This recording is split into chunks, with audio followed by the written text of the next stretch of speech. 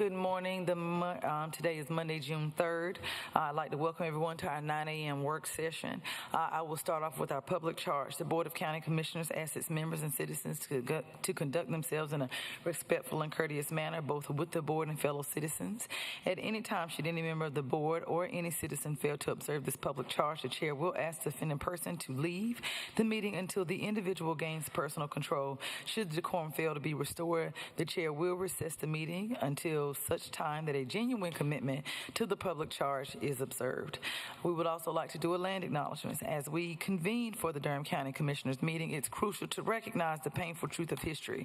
We stand on the stolen ancestral lands of the Catawba, Eno, Oconee, Shakara, and the Tuscarora peoples, whose deep connection to this land predates our arrival. We acknowledge with humility the unjust displacement and violence that occurred, leading to the disposition of indigenous people from their homelands. Their resilience in the face of such adversity is a testament to their strength and their spirit. May we humbly honor the ancestors and elders of these nations, both past and present, by committing ourselves to fostering understanding, healing, and justice for all who inhabit this land. Let us walk forward together with open hearts, acknowledging the past and embracing a future guided by compassion, respect, and unity. As a courtesy to others, please turn off cell phones during this meeting. We usually begin our work sessions with a public comment period. I do have some cards here. I understand that there are some individuals who have not arrived yet virtually. I will do them in order. I would also like to acknowledge, I see that we have some folks here who want to do a PowerPoint, and while I'm okay with that, I just want us to take some time to just applaud our clerk, because that is not customary, but we are doing, we always go out of our way to make sure that people have the opportunity to be heard. So without any further ado, we will start off with the first one. In the event that the individual is not online manager, Madam Master Clerk, I will move over to the next one. So we will start off with Mr. DeWarren Langley, who is with us virtually.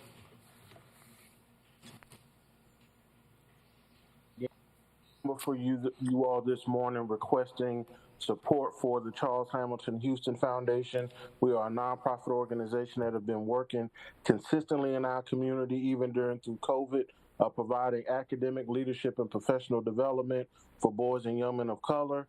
We don't need to reiterate the data in our community that shows that our boys and young men desperately need an opportunity to be supported, nurtured, and prepared for the career opportunities that are relocating and expanding in our community. We've had tremendous success and really would like the county to be a partner in the work that we're doing that aligns with the work of the My Brother's Keeper initiative here in our community. So in this budget, I'm really requesting and pleading for any one of you 5 commissioners to make a motion and make a request to our county manager to add $25,000 for the Charles Hamilton Houston Foundation so that we can continue the meaningful, impactful, and transformational work that we're doing right here in Durham. Thank you. Thank you so much. We will move on to Mr. Brandon Mitchell.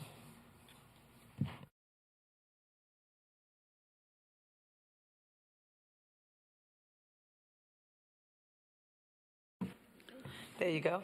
Thank you. Good morning, Commissioners. Thank you for allowing me to speak back on the important topic of our retirement and medical benefits. Today, I want to focus on the impact your decision will have on retirees personally. Our pensions are not the overinflated union pensions found in the North. Retirees' pensions do not receive yearly increases. An employee making $50,000 a year would then expect to receive $25,000 to $27,000 a year in their retirement. That means a gross of $2,000 before taxes. After federal income tax of 12%, that leaves them with about roughly $1,800. They pay $69 a premium for the current insurance that they currently are under.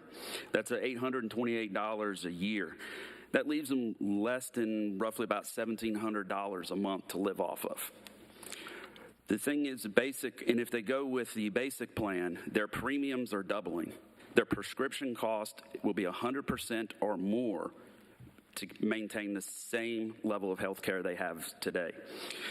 It is important to also understand that this is a slippery slope, because once this goes into the retirees, there is no cap on that premium continuously to rise on them. Their pension does not rise at the same rate. It's also important to understand this only impacts retirees that are under 65. So these are individuals that are not eligible, most likely, for Social Security or be able to withdraw from their 401ks. That is what's at stake here. This is a small group of retirees that are trying to make it. So what I want you to also understand, I'm not here arguing this on my behalf. Yes, will benefit this, but I retired as an assistant director from this county. I can pay the $68, but I have gotten multiple phone calls and emails from retirees that retired at $50,000 to $60,000, and this has a tremendous impact on their daily life. And what I'll remind you is that you've done a wonderful job over the last couple of years of increasing salaries for employees, especially in critical positions. But if a paramedic is at roughly about $57,000 starting with no experience, and you're asking somebody who just retired in the last 3 to 4 years ago at $50,000 or $60,000 as a paramedic and dumping this additional cost, retirees should be held harmless on current county policies. And what I'm asking the board is to find a small amount of money to continue to fund this so that the retirees can make it and continue with the current health care that they have with the premium cost that they have now, which is nothing. Thank you. Thank you so much for your advocacy, Mr. Mitchell. Pamela Andrews, come on down. And I will call so that everyone else will be in the queue, and I'll make sure I got this. I have everyone in order. I also have Donna Stanback, Wanda Allen, and I have Valerie Lewis. And I'm told that somebody might be in traffic, but I might need y'all to proceed as a. Okay, perfection. Thank you so much.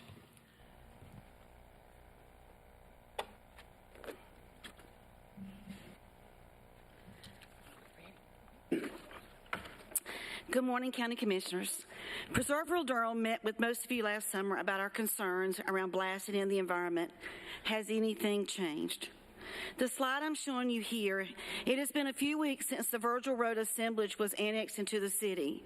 How can over 70 acres of land in southeast Durham that is clearly designated as future growth area on the new comprehensive plan be annexed?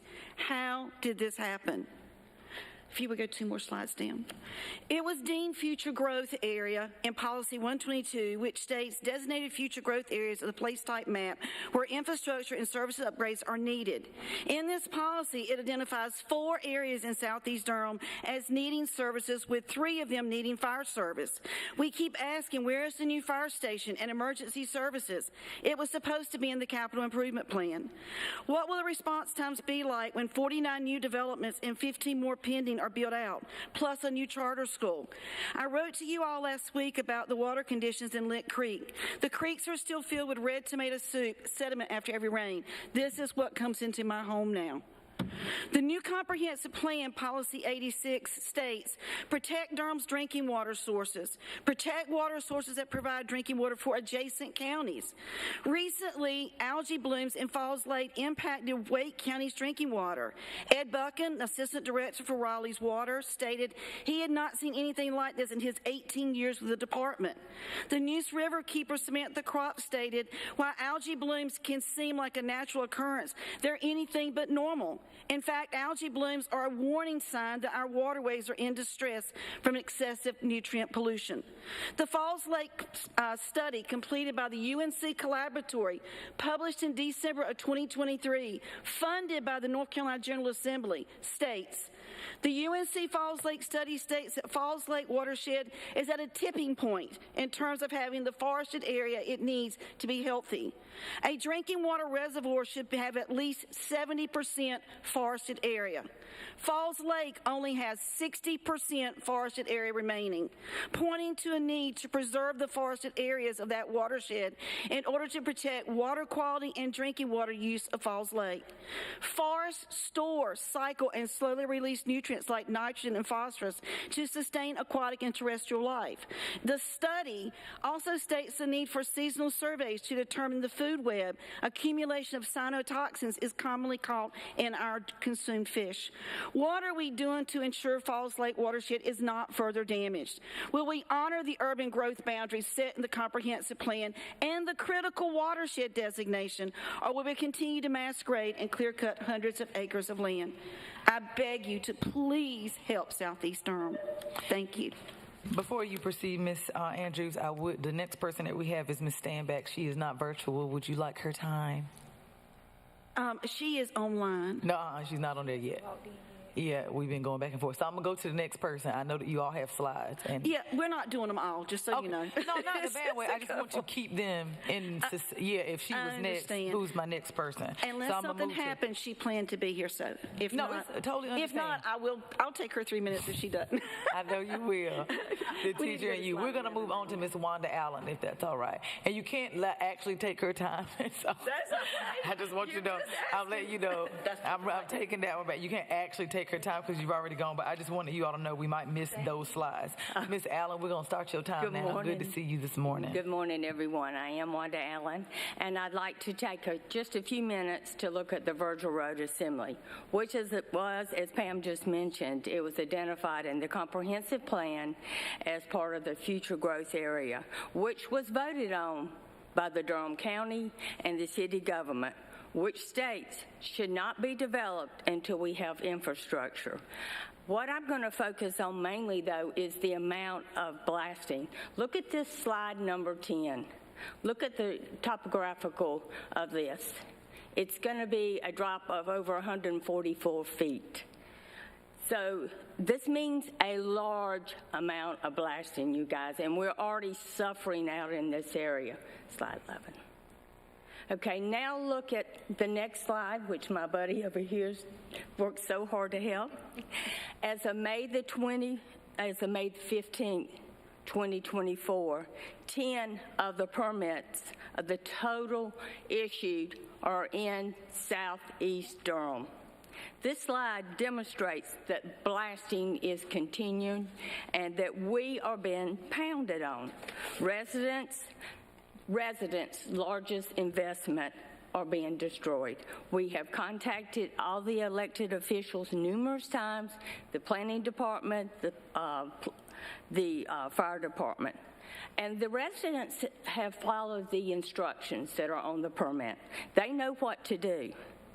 We are seeking help because we don't have the funds to have our homes repaired, neither do we have the funds to hire a lawyer. And these blasting companies know this. In the last week, the week of the 27th, one resident, submitted again to the blasting company back in March. She notified each one of you guys also that she's still waiting on her documentation. Over 2 months. None of these procedures are being followed. So again, we've contacted the county, the city, elected officials. Why hasn't this permit been pulled? This is the easy fix. I did construction for years. When my contractors did not follow the statement of work, I pulled it one time and I never had any more problems. Okay? We need help in our area. This area, as the slide shows, we are continuing to be pounded, and the residents do not have the money to do these repairs. Can you please do like our neighbors? Raleigh has implemented that the blasting company will be held responsible. Thank you. Thank you so much for your advocacy. I have been notified that Ms. Donna Stanback is online now and will allow her to go virtually. Okay. Good morning. This is Donna Stainback. Good morning, Chair and Durham County Commissioners. I'm a lifelong Redwood community resident and a member of PRD. Thank you for the support on issues on development on May 6th. The UDO rewrite is my first topic. It states it is to align with the environmental citizenship and community prosperity. We found out about the scheduled engagement sessions from today's chart, and they were going on from March to May. We were first alerted to a video meet by Newsbreak. We went to the open houses. Time was spent with others, but not in our community there, and you'll see it on the slide in the 27703 and in the northern part of the county. We represent a team of hundreds of county and many city residents from Southeast Durham, and we team with Northern Durham. We hope the county commissioners will support some new UDO rewrite engagement sessions with us and community and with the northern part, northern teams like the Bahama Ruatan Club, where the contacts Heidi Gable and the Preston Andrews neighborhood. You got a letter this morning from Kay Ross.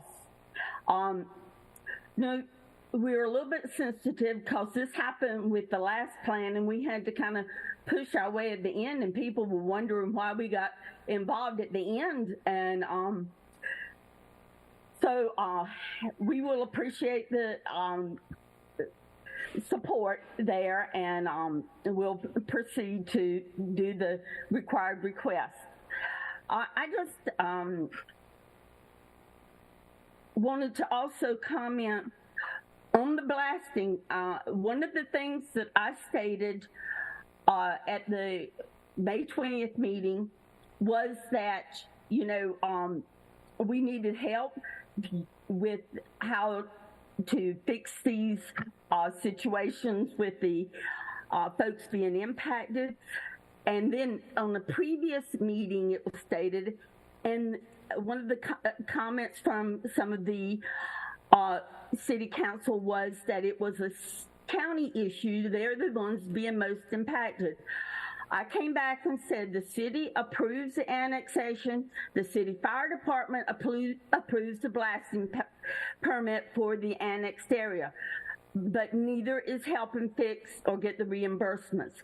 Now, you know, it's simple to me. If they can't figure out how to fix this situation, stop the blasting in the new developments and tell the new developers they can't do any blasting until we figure out how to help these people being impacted. And Ms. Standback, I'm gonna let you finish with your last sentence, but your time has elapsed. But I'm still here. Go ahead.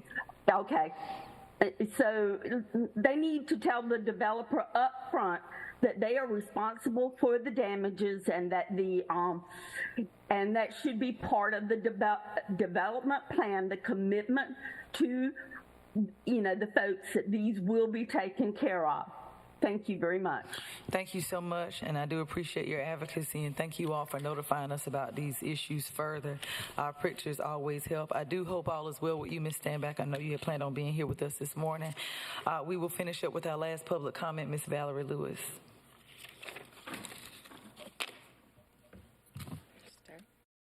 My name is Valerie Lewis. I'm a Durham resident and parent of 2 Durham Public School elementary students. I'm here asking you to fully fund the Durham Public Schools budget request in the upcoming budget. I've reviewed the DPS budget in great detail. I've also reviewed the draft budget from Dr. Sawell and the many 270 pages. The draft budget, as far as I can tell, picks and chooses some low-cost line items in the DPS budget, such as master's pay for teachers, while eliding the critical issue that hit our schools this winter around classified staff. In addition, by my best read, it will probably preserve the disparities between pay for county employees and DPS employees serving in the same positions. The reason given for not providing the full funding is that the DPS budget keeps increasing. I appreciate limited resources, and we need to focus on the actual needs and the amount we need to fund our public schools and fund that. The crisis and turnover in our educators isn't over. As a researcher, I've also looked at data on school funding and went back to this in the last few weeks as this has become an issue. Good teachers in public schools have massive long-term economic impacts across a number of studies. One of the best studies followed students in a Tennessee program called Project STAR and had powerful results. Kids with above-average kindergarten teachers earned $10,000 a year more as adults in their income. Were also more likely to have completed college, be homeowners, and be saving for retirement. All of that stemming from a single high-quality kindergarten teacher.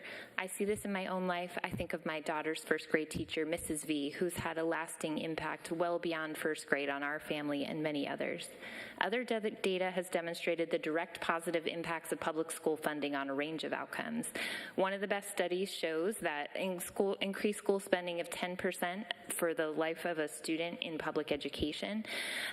Those kids as adults are more likely to complete college. This is particularly for students from low-income families, more likely to complete college, 6 percentage points less likely to be in poverty as adults, and have income 13% higher. I share this all to demonstrate why funding our school budget now, although we would have to reapportion resources from different places, would be critical to the current and long-term stability and wealth and economy that we're in. We've had record levels of teacher turnover in Durham, like across the state. We need to address this now. Finally, as county commissioners, you can embrace the improbable yet unmistakable momentum that's been built this fall around public school and generated out of this issue. And if you're committed to doing right for our community, particularly our most vulnerable residents, fully funding the school budget is the way to enact those values here in our community. Thank you. Thank you so much for your advocacy. Along with your research, I also invite you to watch the meeting at 1:30 that we will be doing with the Durham Public School System, and you can add that information to the information you've already done, and perhaps you've changed your mind. We're going to move on right now with the county manager to go over the consent agenda. Yes, ma'am. Thank you, Madam Chair. We will begin with agenda item 240285. Approval of Capital Project Amendment Number 24 CPA 00028, appropriating $1,696,670 of ARPA fund balance and transferring those funds to the new Slater Road Lift Station, Force Main, and Outfall Capital Project at SC 066, as well as approval of a contract with design build firm Crowder Construction Company to provide pre-construction services in the amount of $1,615,879, and authorize the county manager to execute the contract and any related contract amendments not to exceed $1,696,670. And we will be asking you all to suspend the rules for this item, I think, because we do need to vote on it. It's a time-sensitive issue. So please let us know if you have any questions regarding this one. And just so we can proceed with the consent agenda and then suspend the rules at the end of this, so when folks have, thank you so much. Yes, ma'am. Okay. All right. Item 240290. Approval of the fiscal year 25 Durham Annual Transit Work Program Global Operating and Capital Agreements. Commissioner Jacobs. This item is pretty, I find mind-blowing. I just have to say.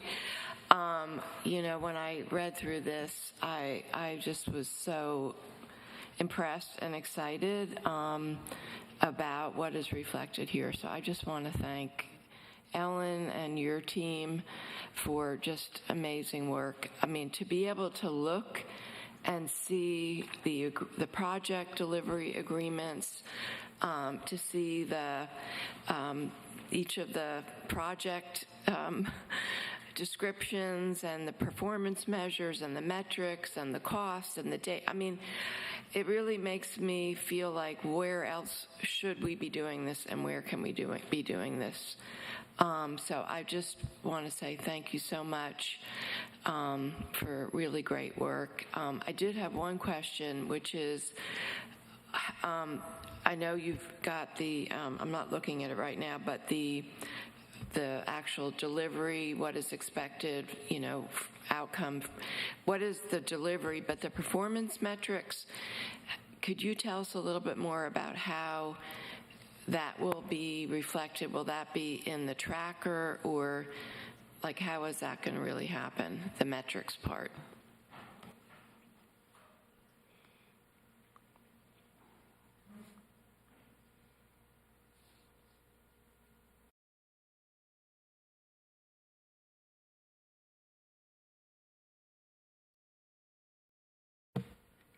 Ellen Beckman, Transportation Director. Yes, we are in the process of getting our transit tracker in development with a consultant with the intention that that reflects the performance and implementation metrics for each project, and that we update that twice a year from data input by all of our partners. So that's the intention, is that that those performance metrics get reflected into the website tracker, and you'll be able to see that updated twice a year. Okay. There were two things that kind of caught my attention. One was they were kind of the carryover projects, and it refers to commuter rail. Is that just because that was the old name, but it's really looking at all types of rail? Could you explain that? There is, so there had been funding approved in previous years for commuter rail development by Go Triangle, and there's remaining funding in that budget item. So that's considered to be a carryover project going forward. Go Triangle did not request that we close it out yet. I think in anticipation that there may be plans or studies that come out of the joint MPO rail strategic plan that's getting started soon. So there's some remaining funding that's just kind of a carryover for that project, but it's not anything new. It reflects previous approvals in previous years. Okay, because obviously we don't want to be spending money on commuter rail right now, because that's not what we're pursuing. Okay. Yeah. Are there safeguards in place for that? I mean, we can follow up with Go Triangle, I guess, for any specific expenditures that they expect in this coming year. Okay. And then the other item that caught my eye was, well, there are two more. One was the looking at the property that was had been set aside for the light rail stations. I just want to make sure, like, who is going to be involved in that, because, for instance, I want to make sure that our planning department is involved, and that is coordinated with our land use plans and things like that. Like, how are we going to have input into that decision making? That's a good question. That is something we flagged as a policy that we need to develop on the Durham County side, to have a policy for what happens to properties that are acquired with transit plan funding, and then who makes a decision for how they're used in the future. So it's on our radar for a policy to be developed in coordination with our partners. Because you're right, there is a significant amount of land along the commuter rail line, and also the previous regional rail project. There's some property owned by Go Triangle that was partially paid for with transit plan funds. So we have I guess a record of those, and we know where they are, and we've talked with Go Triangle some about that, but no specific plans have been identified. All right, I just want to make sure that no decisions are made without us having, like I said, there should be a lot of stakeholder involvement. Those are some very, very important properties related to our plans for transit-oriented development, with, possibilities for affordable housing because it's publicly controlled. There's ways to leverage federal affordable housing, transit-oriented development dollars. I mean, I just want to make sure that we are tracking that. And the last thing I wanted to celebrate was the fact that we're going to be funding shuttle service to the Museum of Life and Science. Is Chair Alam on the line this morning? I don't know if she's here, not going to be able to. I know that has been a really big priority for her, and I was really excited to make sure we get that out to the community. That's been one of the things that has been brought up a lot, is how hard it is for residents to get to the museum on the free community days. So this is, I'm just wondering how we're going to get the word out about that. So we are in discussions with the Museum of Life and Science about the design of that service right now. It may, instead of being a shuttle, we are looking into the possibility of coordinating with the microtransit project. That they have pluses and minuses, for which model to follow. So I just want to say that project is funded, but it's still in design. So I can't tell you exactly what it's going to look like at this point. Okay. And sorry, one more. I noticed the staff positions for Go Triangle doesn't have some of the metrics about accountability that the other project type items do, so that we are understanding why these positions are needed and what they are actually providing. I just wanted to hear your thoughts on that. So this is the first year we've done these sorts of metrics, and it's certainly been a process back and forth with our partners as to how to define those. What you have reflects what Go Triangle submitted to us. I think as we get this underway and get this tracking framework underway, we'll figure out and refine those metrics and make sure that there's more consistency across projects.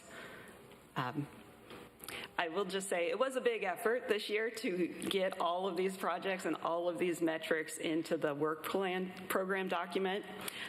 It's certainly expect that there will be additional refinements and improvements as we go along and learn how to do this. So. Absolutely. Great job. Thank you. Thank you so much. We'll proceed to the other item. I did want to at least acknowledge the director of the North Carolina Museum of Life and Science, Dr. Heineman, because a lot of that bus service was her advocacy, because Raleigh actually does have a free bus that comes to our museum, and we did not have one here. So as a board, it was a collective effort. I'm talking about the Museum of Life Science board that I sit on. So I do want to acknowledge her, and thank you so much, because Ellen, she has talked about how great it has been to work with your team and your group to get a lot of this done and how they're coming up with options. Yes, ma'am, Madam Commissioner Howerton. Ellen, thank you so much for creating this tracking system. I remember we did not have a tracking system, and what my question has to do with the financial piece of it. We did not have a tracking system in place for the financial piece of it. I don't think Durham had that. Wake had, but Durham didn't have. Do we have that as of yet? And I know that you informed us it was going to take a lot of work to get that in place. Where are we with that? So it will be incorporated into the tracking website, the budget and the expenditures. We expect that to be an element of that website. And I will say that we have been tracking this, Go Triangle. We all have reimbursement reports that we submit on a quarterly basis, and internal to the staff, we review kind of spreadsheets that show how the funding has been spent, but it's not in a very, user-friendly or publicly accessible format. So that's the intention of incorporating it into the website. Okay. So it would be good to have that. We are in the process of doing a financial system-wide analysis of the financials of Go Triangle. Just for the public, I'm the chair of Go Triangle. And that's being worked on right now, and that's probably need to be a part of, the results will probably need to be a part of what it is that you're working on. Mm-hmm. Yeah, Go Triangle is essentially the bank for this funding source, so we will work closely with them in terms of getting that financial data for the website. Thank you. Thank you so much, Director Beckman. Thank you. Okay, thanks everyone. We will move now to agenda item 240291, approval to enter into a contract with election systems and software maintenance, firmware and software, and this will be for $74,131.35. Item 240294, approval to grant a permanent utility easement to Duke Energy and Charter Communications at 406 Rigsby Avenue and 215 West Seminary Avenue. Item 240295, approval to grant a permanent sign easement to the City of Durham for a historical marker at the Stanford L. Warren Branch Library at 1201 Fayetteville Street. And I will say we had been asked in, I see the finger up. It's not a bad one. I'm better. Y'all did what I asked for. Go ahead. So we had been asked what the historical marker would say, so that the language has not been yet identified, but it is expected to acknowledge Hayti. So once the easements are granted, then it will go back to the city for them to work with. I think this was part of a participatory budgeting project, and so it will go back to that group of people that recommended this to identify what the language will say. Thank you. I promise you. So during agenda prep, when they said they wanted a sign easement, I had questions because I don't have a problem with an easement, but respectfully, people have not always been good to the Fayetteville Street corridor. In fact, in the past couple of weeks, there's been some contention about building there. I always like to say, the one thing God ain't making no more of is land. Well, folks in Durham done figured out how, because they want to cover up 147 and make 19.4 more acres. So folks around here playing Jesus. So I just want to know what the sign was going to say. And so somebody did, I don't know if it was Julio, who it was, when y'all put in here that it was, I think it's 10 or 12 markers that are going to highlight the dozen or so historic neighborhoods in the Fayetteville Street corridor. Here's what my question was. It was, I thought it was going to be a sign, and then once I read into the description, it said marker, then it said monument. Now I see some bricks. So just to clarify, we are granting the easement. I'm just thinking about it in the future. The funding for these actual markers, these actual statues, are going to come out of participatory budgeting. Yes. I want somebody please remember that. Somebody please remember that. And in the event they don't have the funding for it, somebody please remind them when they said they was going to pay for it. That's all I wanted to say publicly. Commissioner Jacobs, go ahead.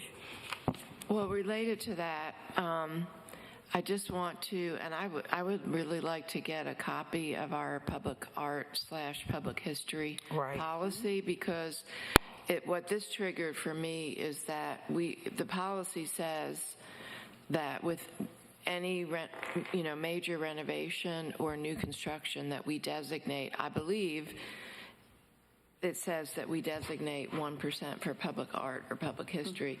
So I did want to know what is planned for the Stanford L. Warren Library. And, if there was the need for any additional funding, because we want to make... You see how we in sync, and she drove down my street before I got there. Go ahead.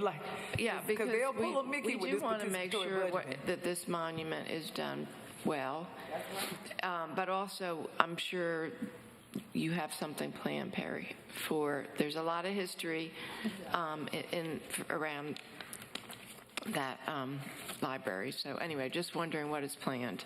Yeah, good morning, Commissioners. Perry Manns, Deputy Director for County Engineering. As Vice Chair Burns stated, this is just simply acknowledging that the county will grant the city an easement for the historical marker, acknowledging the 12 historical neighborhoods in Durham.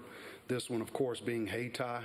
It's going to be at the corner of Umstead Street and Fayetteville, which is opposite our Stanford L. Warren library signage.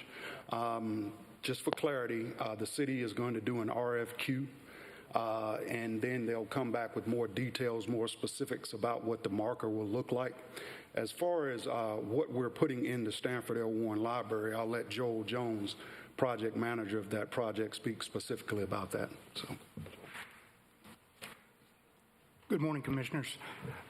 Stanford L. Warren, we're trying to make a nod to the past and also project the future as well into that building. So there's a lot of historical aspects. We're doing artwork that consists of historical photos. We're also doing a tree, like a 3D sculptured tree for the children in the children's area. There's also some other ideas for allowing people to come in and possibly have a monthly rotation of art where we can display paintings in certain places, and then, once their time frame is up, then somebody else would come in and do another one. So there's lots of opportunity there.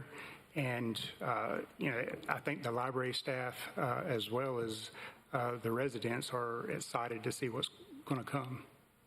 Thank you. That sounds fantastic. Yes, ma'am.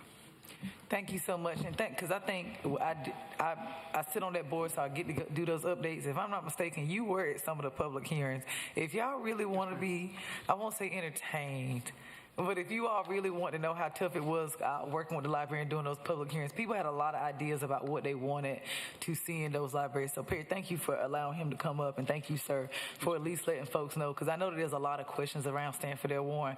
I just hope that this put a few minds at ease, and perhaps we might do another set of public hearings, because it has been some time since we've heard from individuals. But thank you, gentlemen, so much. Appreciate you. And you can go ahead, Dr. Sowell. Commissioner Carter, any question from you? Thank you, ma'am. Okay. Thanks so much. Item 240315, Budget Ordinance Amendment Number 24 BCC 00106, transferring available unspent funds among departments and functional areas to support personnel expenses through the end of fiscal year 23-24. No additional funding is being requested. 240, I'm sorry. Commissioner Carter has a question. Just real quick, is this typical? Is this we do this annually? It is typical, but I'll let DCM Hager elaborate on that. Yes, ma'am, this is typical. Some entities do it throughout the year. Our approach throughout the year is often, if we need dollars, it's appropriating fund balance. This is our approach. Thank you. Okay. 24031. Oh, I'm sorry. One more. Yes. I just had a question that I was going to put in writing to Keith, but and this ties into the budget process, but just was triggered by this item, which is I would like to know what is our current vacancy rate per department and the number of vacancies. Thank you. Thank you. All right.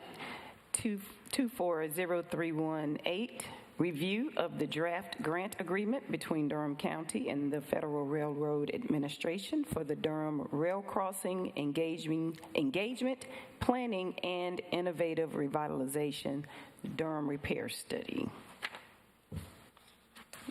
Alrighty. 2403119, approval of capital project amendment number 24 CPA 00029, appropriating $5 million of limited obligation bond funding, LOBS, for the new Emergency Operations Center, EOC, and Backup 911 Sheriff's Call Center Capital Project 4730 DC 158, and execution of contract for architectural engineering design services with O'Brien Atkins Associates for the EOC and Backup 911 Sheriff's Call Center project for a fee of $4,820,510. Commissioner Jacobs has a question.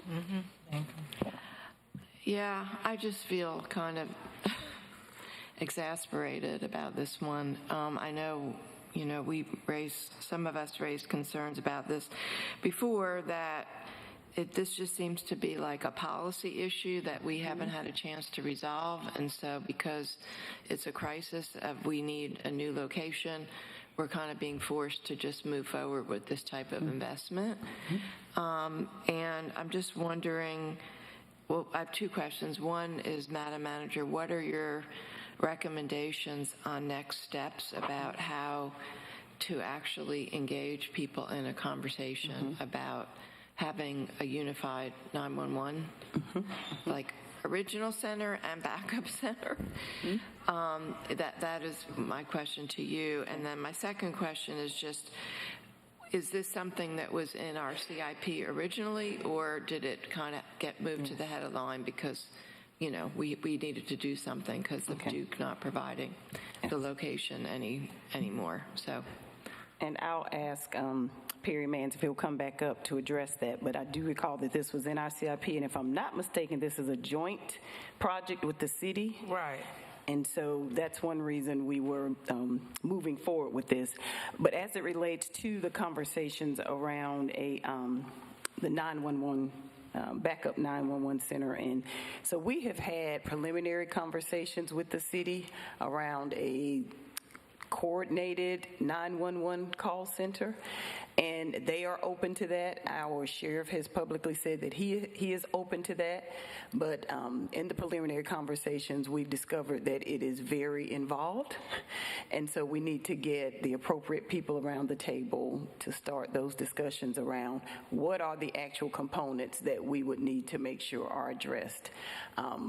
I will tell you that one concern that the sheriff raised, and ACM Brinson, if you would like to come up and elaborate, you can, because he was directly involved in these conversations. Our sheriff is really confident in our 911 operations center, and so he has expressed to me that they have not had any outages.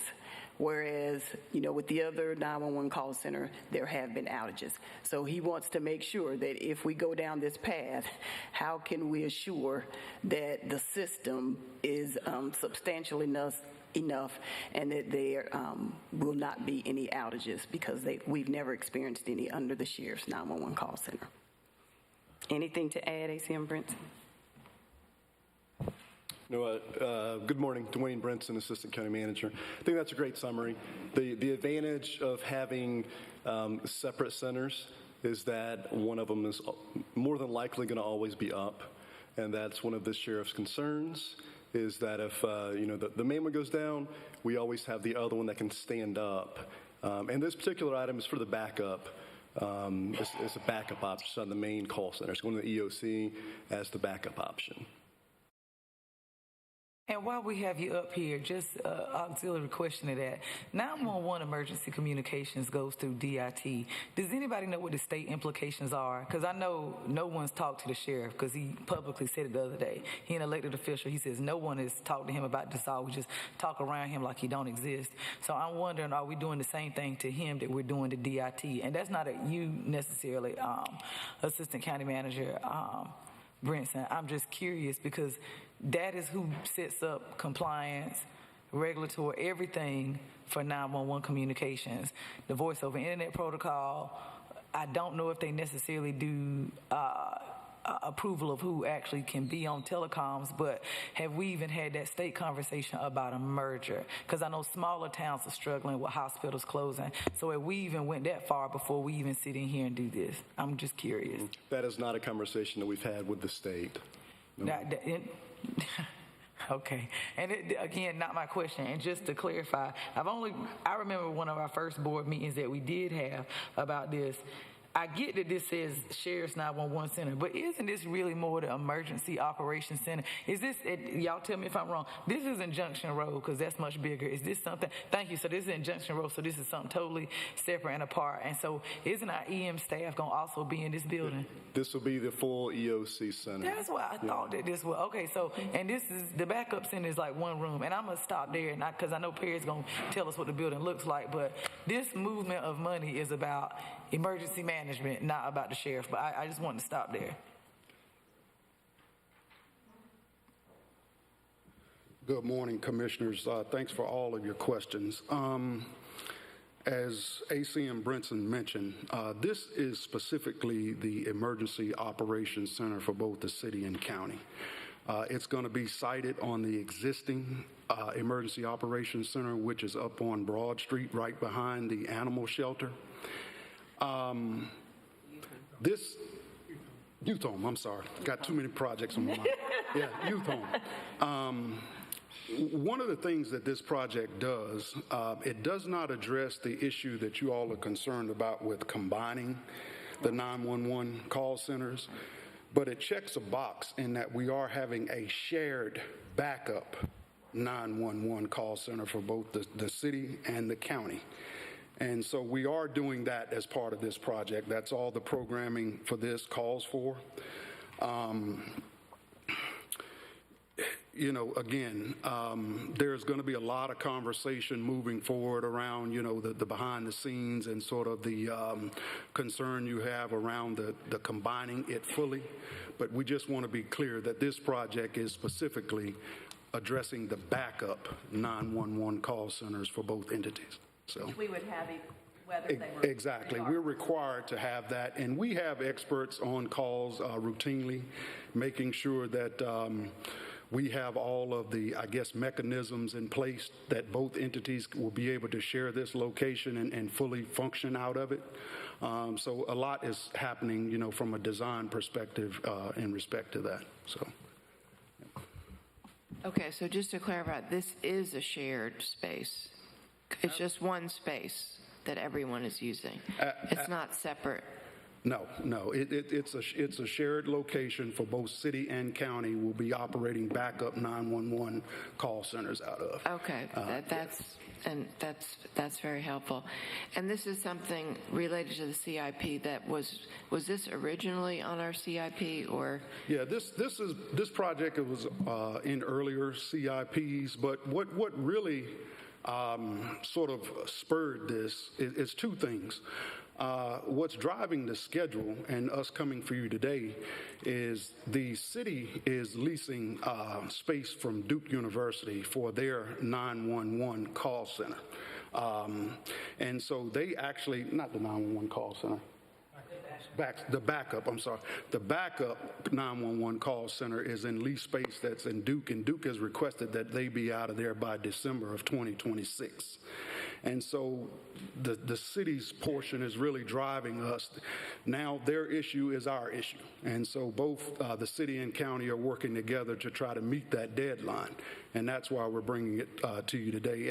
As Joel laid out so eloquently in the AAF, the majority of these costs are going to be borne by the city, just based on the previous ILAs. So it's about a 53-46% split of the cost. And we will be bringing back ILAs for approval to you at some point to flush this all out. But again, in light of the fact that the county is managing the project, we need to move forward and get design underway in order to meet that deadline. The other thing that I'd point out was you all know the inadequacy of the existing Emergency Operations Center was really highlighted during the COVID pandemic.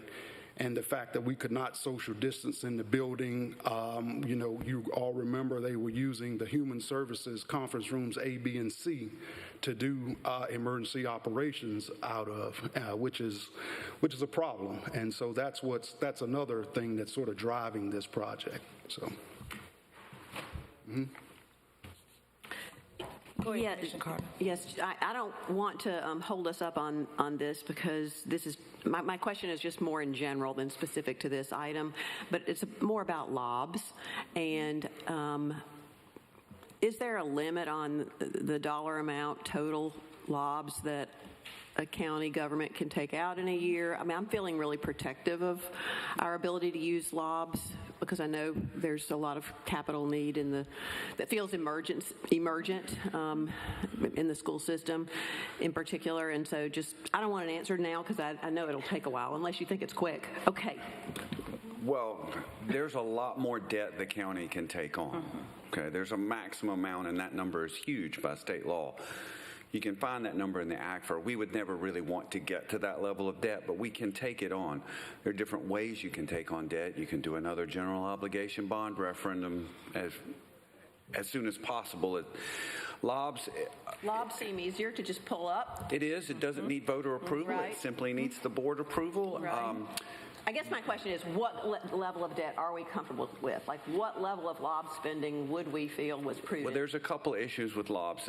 First of all, you have to have assets to back it up. You can't just issue lobs like you can general obligation bonds. For a little education for the public, general obligation bonds, you're telling the world of investors that the voters will raise the tax rate, whatever's necessary, so you don't need an asset to back up the loan. Okay. Much like when you go out for a loan for a house, the house is the asset. If you don't pay the loan on the house, the bank will come and take the house. You have to kind of have that asset backing up lobs issuance. There's only so many assets the county owns for county-related projects. In fact, we have started having discussions with DPS about using some of their assets for lobs funding that we may use for emergency needs for DPS. So there's a maximum amount of assets we have that we can then turn around and tie to lobs. So there's a finite amount, and that's probably lower than the maximum amount of debt that we could carry. The final issue, and this is a bigger one, is how much are you willing to pay annually on the debt? You have to raise the tax rate. We could take on a lot more debt, but then we would have to raise the tax rate to raise the revenue to pay that annual payment of debt for 20 plus years. So have you all analyzed then this scenario that you've described so that you have, you can quantify how much that debt is that you're comfortable with us taking on in a year based on the assets we have and based on, revenue that it would, tax rate increases it might require, et cetera, et cetera? I would say that is, by definition, a huge part of the CIP process. Okay. Weighing all of those things together, we have Doug Carter and Associates could work with you and say, this is the maximum amount. Comfortable is a generic term. It takes 5 commissioners to define what comfortable means. Well, I was really wondering what the staff was comfortable with, I think we're comfortable, as best we understand the board, with a lot of different maximum amount of debt we can carry and keep the pressures on the tax rate increases at a relative minimum while also staying AAA bond rated for all bonds, GO bonds, LOBS funds.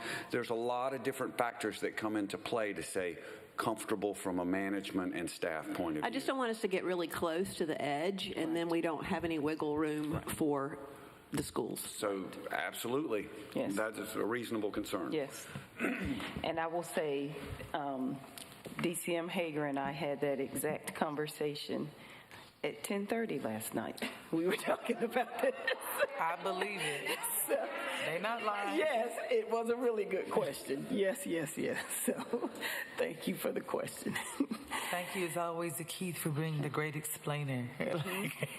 Go ahead. Yep. Okay, item 240321, Budget Ordinance Amendment Number 24 BCC 000104, Cooperative Extension to recognize $241,500 from the Duke Endowment to enhance parenting skills and support services for fathers by offering a culturally adapted fatherhood program through Extension's Welcome Baby program.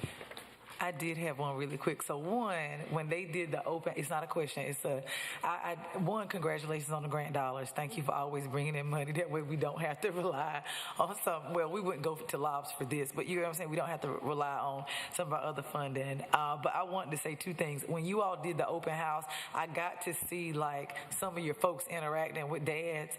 And I don't know if you all saw this weekend, Epic did a father and a fatherhood training. So we do have these opportunities in Durham counties where dads really want to get into it. And so I'm just super excited that you saw opportunity. You put money out there. You went and got the money. And now we don't have to worry. I wish y'all could have seen this man trying to swaddle this baby. I was like, Just wrapped the child up like a burrito. Didn't even look safe at all. And so there was somebody there talking about, well, let me show you exactly what you're supposed to do. So clearly I saw visually that this was something that was needed. And also a dad who was there in earnest. And also some grandparents, because you were there also. We had some older gentlemen who had actually adopted some grandchildren and did not know how to make heads or tails of what they need to do next. And also, even though it's not about this, I do want to give a shout out to Donna for a wonderful, wonderful World Hunger Day yesterday. I was there. I got to see Commissioner Carter there. And just thank you for everything that you're doing in the community. We really appreciate you. Commissioner Jacobs. Well, Vice Chair, Burns' comment just reminded me of when my first child was born, my best friend and my husband tried doing the first diaper, and the nurse came in and said, that's the swaddling blanket. They had just put on our son. So they were having a lot of trouble. But I just want to say congratulations to patients and to Donna. Yeah, when the open house that you all had, Patience and I were talking, and she said, we're really hoping that we get this grant from Duke. So congratulations. This is really, really important. And I just wanted to also hope that you will partner with DSS, because this is the type of program that will really help with our, families in our family and child welfare department. So thank you so much. I also wanted to thank Patience, especially since she's here, for her leadership with the Welcome Baby program, and she's appeared before the Child Safety Task Force at least one time, and we talked to Patience and about Patience quite a bit. Really, really appreciate the work you do. It's very important, and the Welcome Baby program has a soft spot in my heart. That's one of the very first programs in our community with which I volunteered when I was a new parent myself, was the Welcome Baby program. So anyway, I thank you for your work. Awesome. Okay, 240323, approval of the maintenance contract with Granicus LLC, and this will be for $77,427.13. And 240339, appoint voting delegate for the 2024 National Association of Counties NACO Annual Conference. And Madam Chair, that concludes the consent agenda item. I do know that we have to go back and suspend the rules. Yes. I'm curious. So I feel like the last time we did the annual conference, we don't have to suspend the rules at this one or the work session. A regular session for the vote.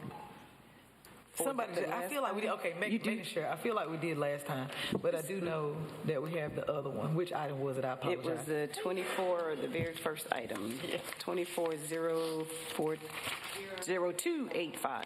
Yay. So I see the attorney. So before I ask for a motion, hey. I'm sorry, ma'am. I thought you were about to ask me a question. I was, because you over here. So I stopped. I stopped. I won't say where I was going. Okay. Did you have a question? No, ma'am. I thought you had a question about suspending the rules. Oh, no, sir. Thank you so much. No, this is like who's on first. Y'all remember that baseball joke? I don't know. I don't know. Third base. Third base. So, okay. Do I have a motion? Can I get a motion to suspend the rules? Second. Yes, thank you so much. And can I also get a motion to... I might need to vote on it. All in favor, say aye. Aye. All opposed? Ayes have it, 3-0. Yes, now I'd like to get a motion for approval of capital project amendment number 24CPA0002A, appropriating $1,696,000 of ARPA fund balance, and transferring those funds to the new Slater Road lift station, force main, and outfall capital project. Second. All those in favor say aye. All those opposed. Motion passes, I say 3-0. And manager, hopefully we got this done timely enough for y'all in financial services. Thank you so much. Go for it.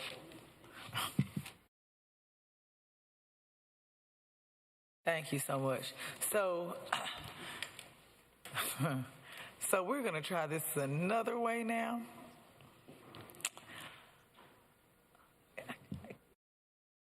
And just so we are clear, she did stick her. We're gonna go. She was not excused for an absent. We're gonna change that vote to 4-0 now with Commissioner Howerton running back in. So just clarification for the record and for the clerk. Thank you. That concludes our consent agenda, and we are moving on into our work session.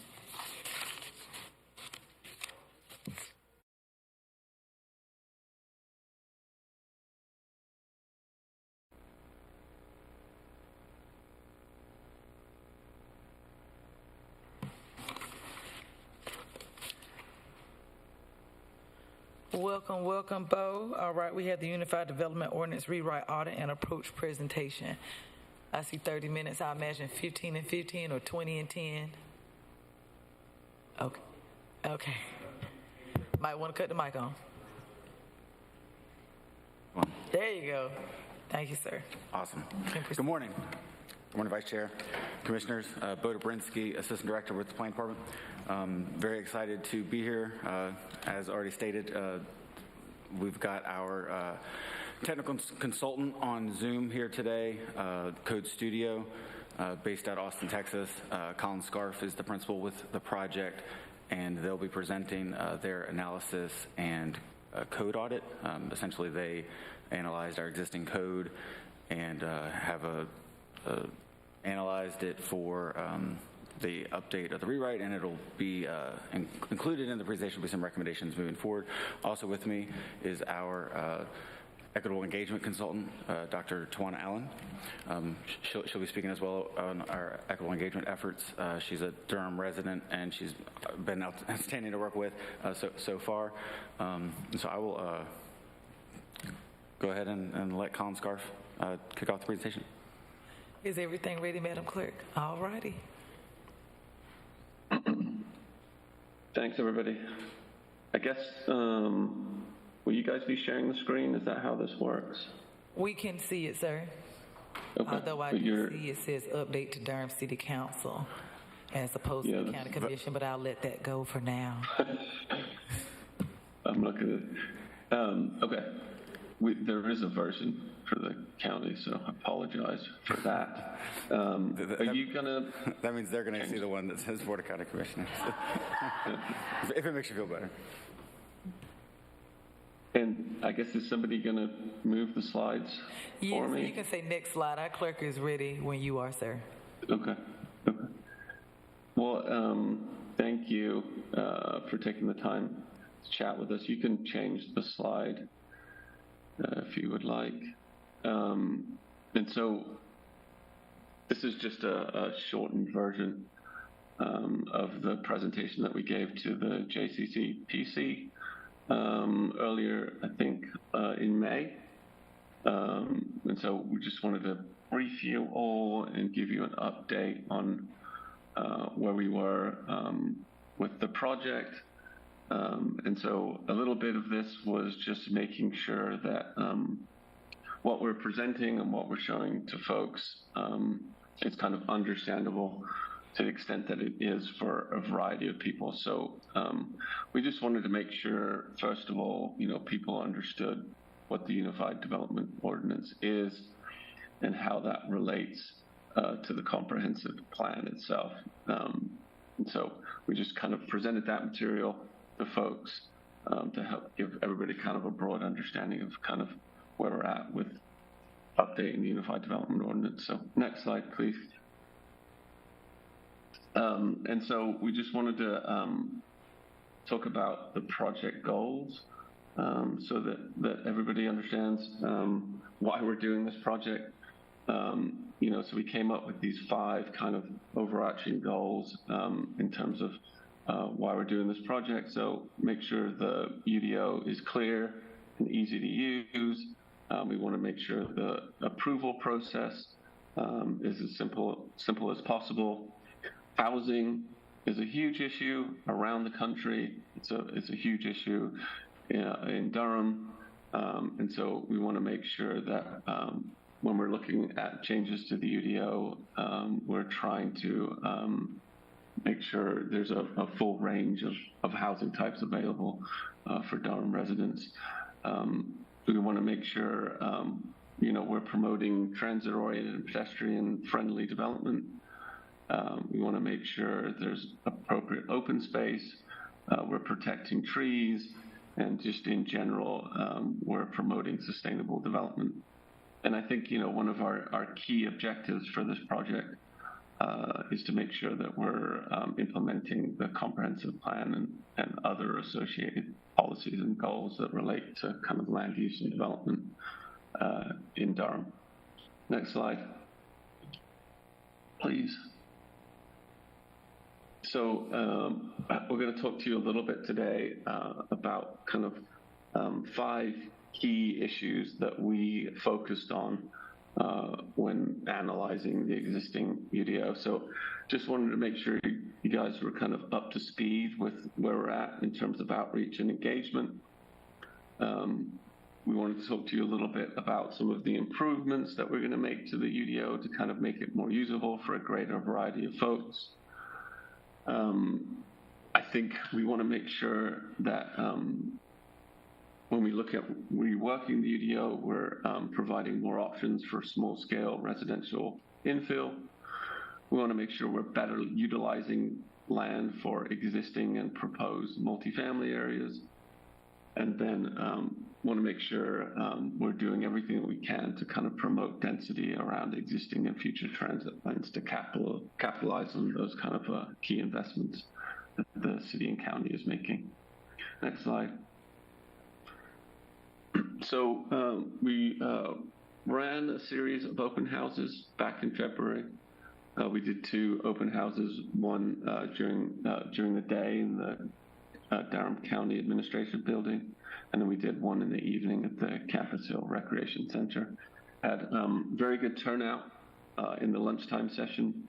Had a okay turnout in the evening session, but overall I think we got about 70 attendees during those 2 open houses and got about 215 comments. Next slide, please. We've done 2 Code Connects now.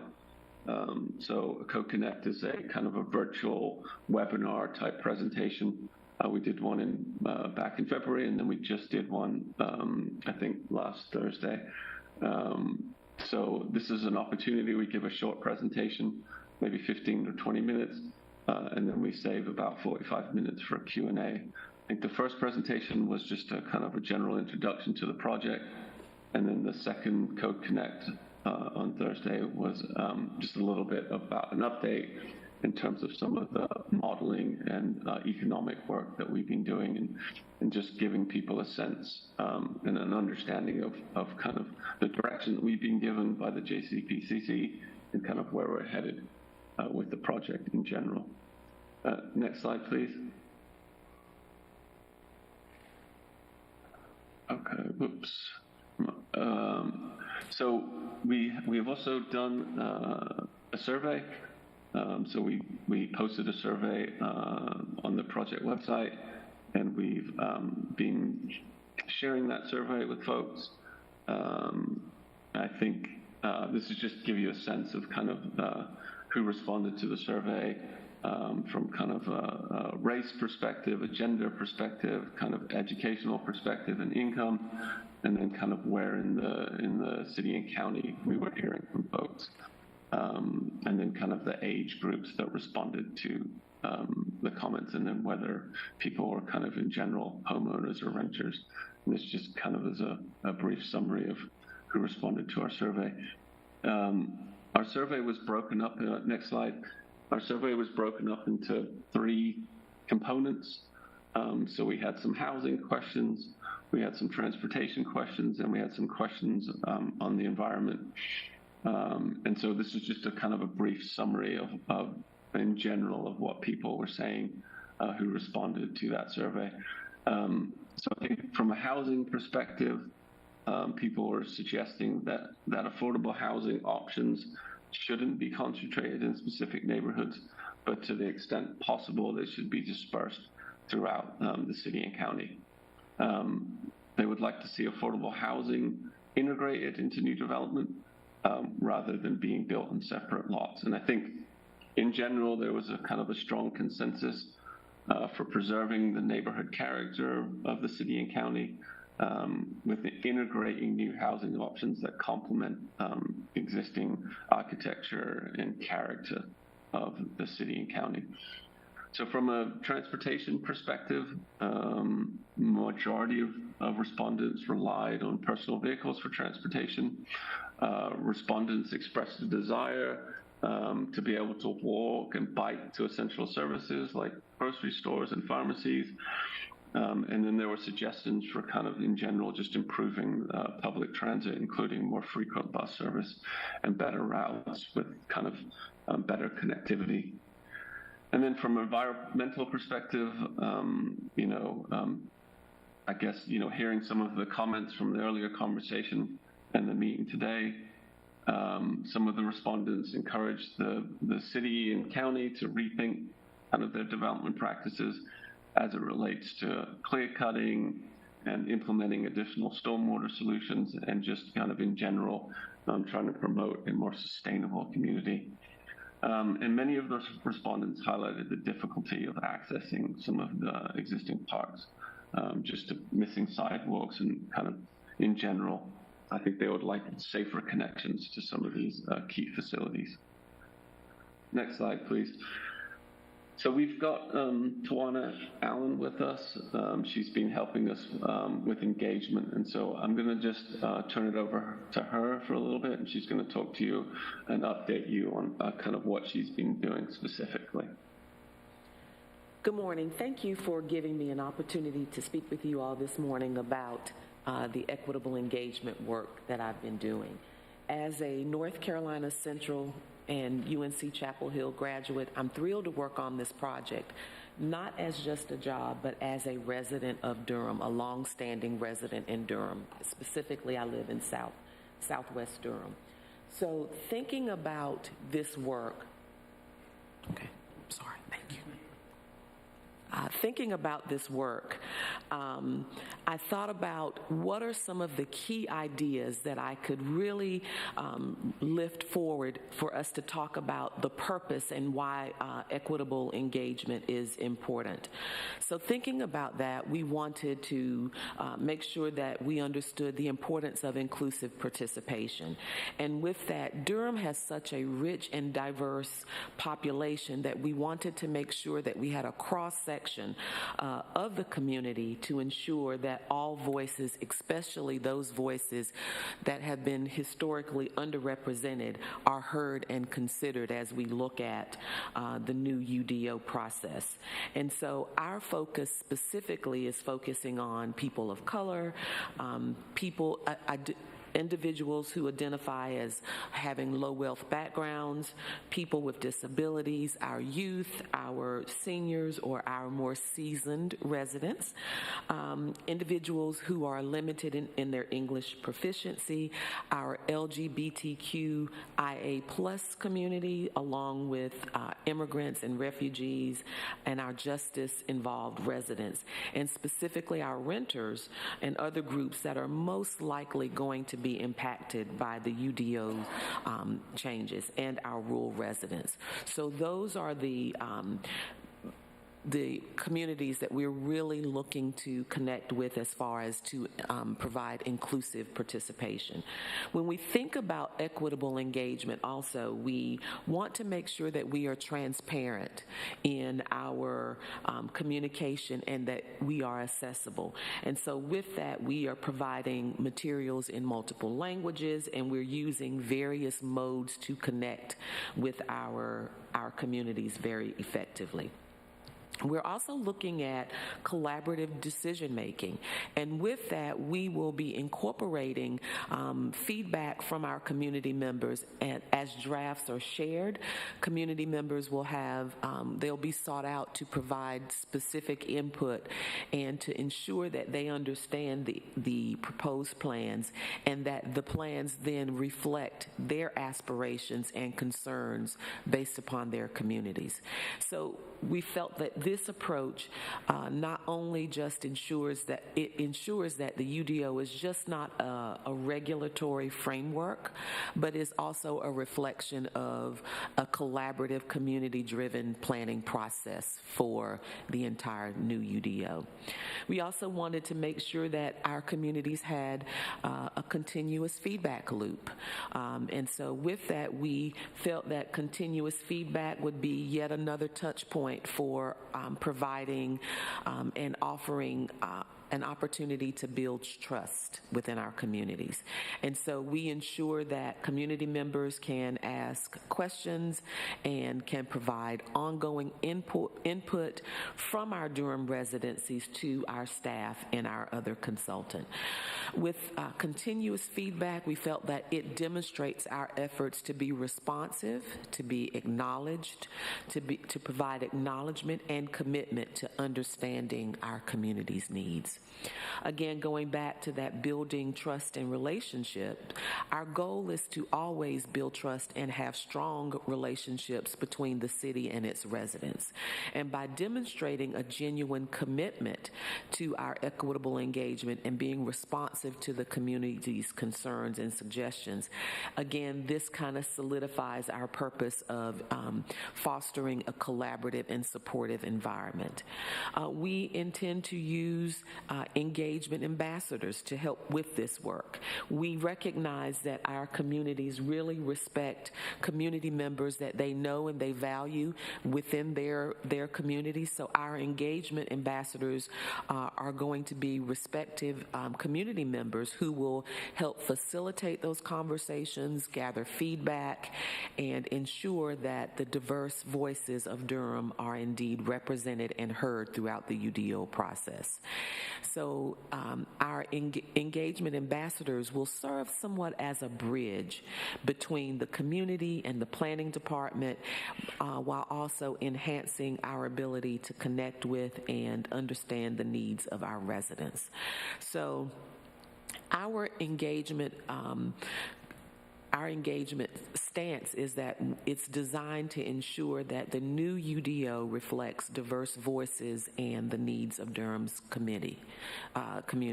So here you have just a timeline of things that we have been actively engaging in, starting our work in November, where we had our project kickoff.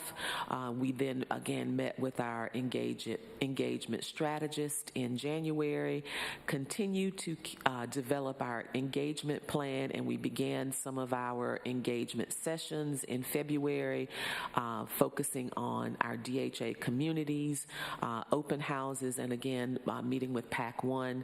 This was in essence followed up by, we intend to train our engagement ambassadors. We're hoping to recruit members from our different communities to help promote this transparency. And then with that, we will continue our work in May and in June in working with our ambassadors to specifically engage with our communities using different strategies. When we talk about strategies for engagement, it's a number of ways that we use strategies that we use. We use focus groups. We use community talks. We use coffee rounds where people come in and have donuts and coffee and just talk. We actually deploy surveys. We go out to the communities at different community events to engage with our communities. This is what's most exciting to me about this work. Having been in Durham for quite some time, it also gives me an opportunity to get back and have deeper ties and connections with many of our communities in Durham. Next slide, please. That concludes my part of the equitable engagement discussion. Thank you again for this time.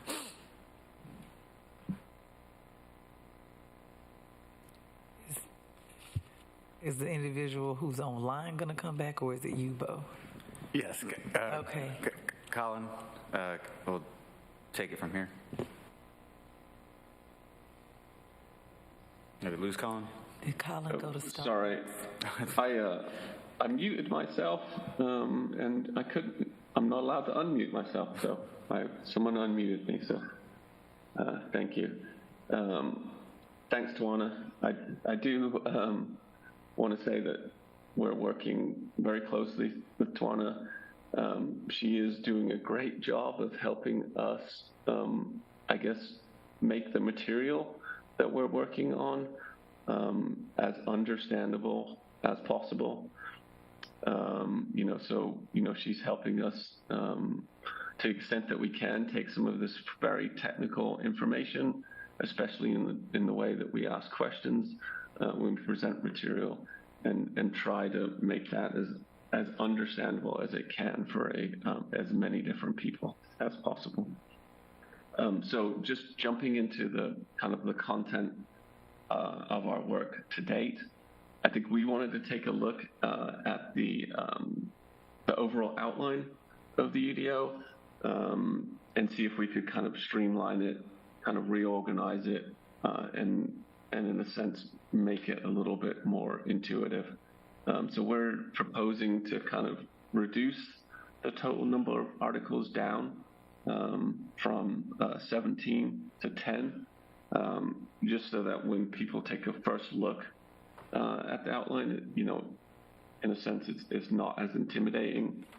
So we're just kind of moving some of the existing articles into some of the proposed articles. So, for example, we're moving some of the administration material, and we're kind of consolidating all of that together in Article 9. So we're taking some of the Article 2 review authority and Article 3, some of the applications and permit processes, and we're moving that all into the back and putting it in a consolidated administration article. I think from our perspective, we like to put like definitions and admin in the back. It is still very important, and we need to keep it, but we just feel like it shouldn't be the first thing that you see when getting into the development regulations themselves. And we're kind of proponents of just opening up the document with kind of the key zoning requirements and metrics associated with the ordinance.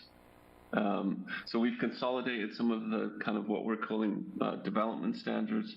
So we're taking Article 7, design standards, Article 9, landscaping, Article 10, parking, and Article 11, signs, and we're consolidating that into one single article, Article 4, called development standards. And then we're taking Article 4, the zoning districts, Article 6, district intensity standards, housing types in Section 7.1, and then the design districts there at the end, and consolidating that all into an article called zoning districts. So one of the kind of one key things that we want to help you with is just when it comes to the zoning districts themselves, we want to make those as easy to use as possible. So right now, if you want to find out the metrics or the requirements associated with your district, you have to jump around to a few different places. So, you have to go to Section 4.2 to find out your intent statements. Then you have to go to Section 6.4 to kind of find out your development intensity standards. And then you have to go to our Section 7.1 to find out the individual metrics associated with a particular housing type that you might be allowed in your district. So we're proposing to kind of consolidate that material all down into one kind of cohesive, comprehensive section for each zoning district. And so this is just something, it might look something like this. At the beginning, you would have all the intent statements for a group of districts. In this case, they're all called kind of neighborhood scale. And then you would have consolidated all together to the extent possible the key metrics associated with a particular district. So this idea of having to jump around to different places in the ordinance, we're trying to eliminate that so that it's easier for folks to use, to be able to just jump into a kind of one place to get the key metrics associated with their district. So as I mentioned earlier, one of the key project goals for this effort is to make sure that we're implementing the newly adopted comprehensive plan. A lot of effort went into that. There's a brand new future land use map that came out of that effort. It's called the place type map. And so we want to make sure ultimately that you have the tools in place to be able to implement that map moving forward. So sorry, I forgot to suggest moving the slide forward. So if you could advance the slideshow, that would be great. Keep going.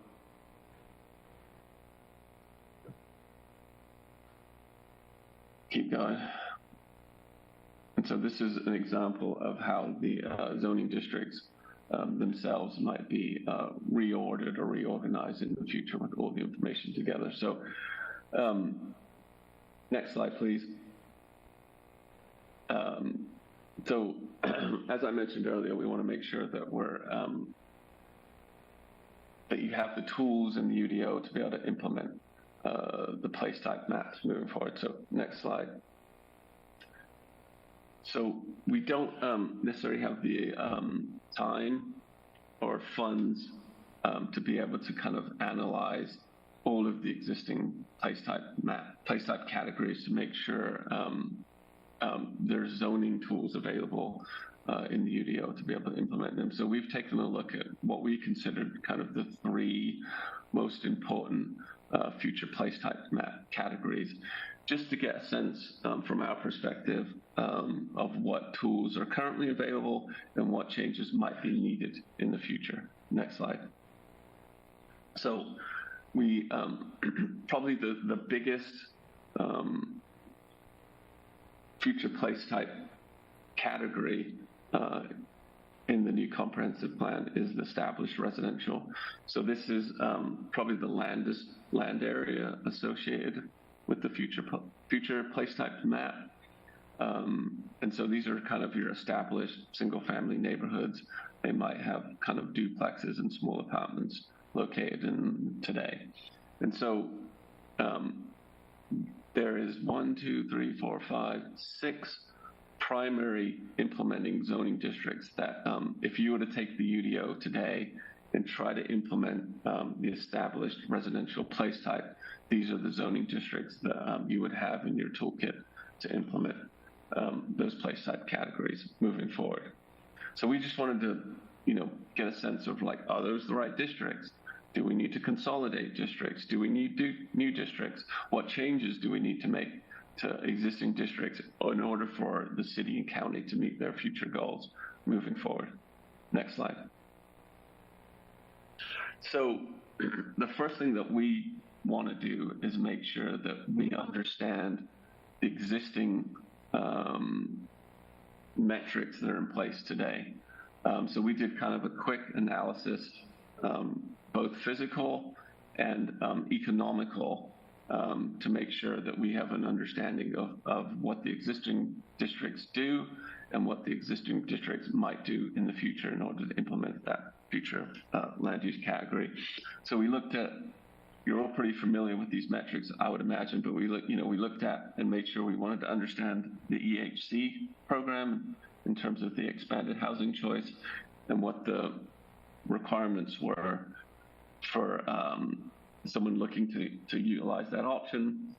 We wanted to make sure we understood what the metrics are for RU5 and RU52, which are basically, based on the SCAD amendments, are basically the same district now. RS8 and what the metrics are for that. And you can see for the most part, the main differences for these kind of single family districts is the lot size. As you go up in the scale, or as you go down in the scale, you get larger or smaller lots. So in this case, RE5, 5,000 square feet, RS8, 8,000 square feet. Next slide, please. And then we looked at RS10, RS20, and RR. And so our first takeaway from this was, wow, there's a lot of different intensities in a sense that could be used to implement the established residential place type. Some work has to be done in order to think through what the appropriate zoning districts might be in the future for this particular land use category. Next slide, please. So again, we wanted to see using kind of the EHC modeling rules, we wanted to model to both in RU5 and RS10 just to see what could get built on a certain lot based on certain lot dimensions. So we kind of did a GIS analysis across the city to just kind of get a sense of what typical lot sizes were. And so for RU5, we came up with a 60-foot wide lot by 150-foot deep, about 9,000 square feet. And then we wanted to see what we could fit on that lot, right? So we managed to get 3 detached units on there using the 1,200 square foot maximum unit size. And what you'll also notice in a lot of these models, we are including parking. We do know that parking is not necessarily required in the city and county, but we wanted to make sure that what we're doing here is somewhat realistic in terms of what the market might provide. So we're assuming that in all of this modeling that you're seeing for the most part, we're assuming 1 space per unit. So we also wanted to look at, a mid-block condition. And so we used a slightly deeper lot in this scenario. And we were able to get 5 units on that lot, on that site, 2,100 square feet for each lot. And then we also looked at an RS10 lot, and we looked at a mid-block condition in that particular instance. And we managed to get 6 detached units on that site. So not only, next slide, please, did we want to run... Before you proceed, I did just want to ask, I want to make sure, because I confirmed with the folks in here beforehand, not to rush, but we did slate about 30 minutes for this presentation. We are at time, and I do know that you have 15 more slides to go. So I did want to just want to make note of that. We will do our best to make room where appropriate, but I did want to throw that out that we're kind of at our time lapse. So, and I know you do have 15 more slides, and I also want to make sure my colleagues have the opportunity to ask questions of you and the individuals in here. So, thank you, sir. Okay, would you like me to skip to the end? Yeah, well, 30 minutes wasn't enough, and perhaps we'll find another opportunity for you and you all to be able to come back. If there are some things of import that you think that we do need to see within the next 15 slides, by all means, please highlight those, and then we can expedite towards the end. And then if my colleagues will have their questions at the ready, I'd appreciate that from all parties. Thank you. Thank you. Sorry about that. No problem. No problem. So we did want to make sure that what we're doing, we understood from an economic perspective. So we've ran some pro formas, or someone has helped us run some pro formas. And so what we found that we've both from a for sale perspective and a rental perspective. And so what we found out is that from a single family small lot perspective, the pro forma is telling us that to rent those doesn't make sense financially. So it's probably why you're not seeing a lot of rental product coming out of the EOC work today. So we did want to make sure that we're looking at some kind of multiplex scenarios. So we ran some economic modeling on that. So next slide, please. Next slide. So if you can just skip down to keep going. Keep going. One more. And so what we wanted to do is this is probably the most telling portion of our presentation. And so multiplexes are allowed in RE5 today. You just have to meet the density requirement of, I think it's 8 units per acre. So in order to do that, you have to have a fairly big lot. So it doesn't make much financial sense to do duplexes in RU5 based on the requirements that are in place today. So we wanted to just play around with that from an economic perspective. So we removed the density, and we just put 4 units on the lot. And you'll see down there in the average monthly rent how things change based on the changing of some of the policy requirements. So when we went to allowing more than 4 units, so we played around with what would it look like if we allowed 2 fourplexes on the lot instead of 2 duplexes. You'll see that the AMI or the average monthly rent changed down from significantly to $2,400 a month. And so we also wanted to look at some market choices in terms of like what would happen if you dropped the square footage size of the unit, and you can see that drops the cost of the average monthly rent. And then we also wanted to look at like what would happen if you dropped the parking requirements from 1 space per unit to half a space per unit, and you can see that continues to drop the average monthly rent. And then we wanted to see, well, what happens if you add more units? So if you add more units, we added a duplex to this scenario. We've got the average monthly rent down to about $2,000 per month. So we've taken the average monthly rent, potentially under your current standards, $3,500, with some modifications, some policy changes, and some market choices changes, down to something that's a little bit more reasonable, like $2,000 a month. So I'm going to kind of skip through to the end. So if you can just skip through the presentation, and we'll just keep going.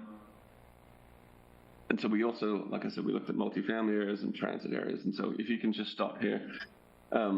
We asked some questions to the JCC PC about consolidating the districts and what they would like to do moving forward. And so these are the kind of the 4 key pieces of direction that we got from them. So concentrate density within the urban growth boundary, build up, not out.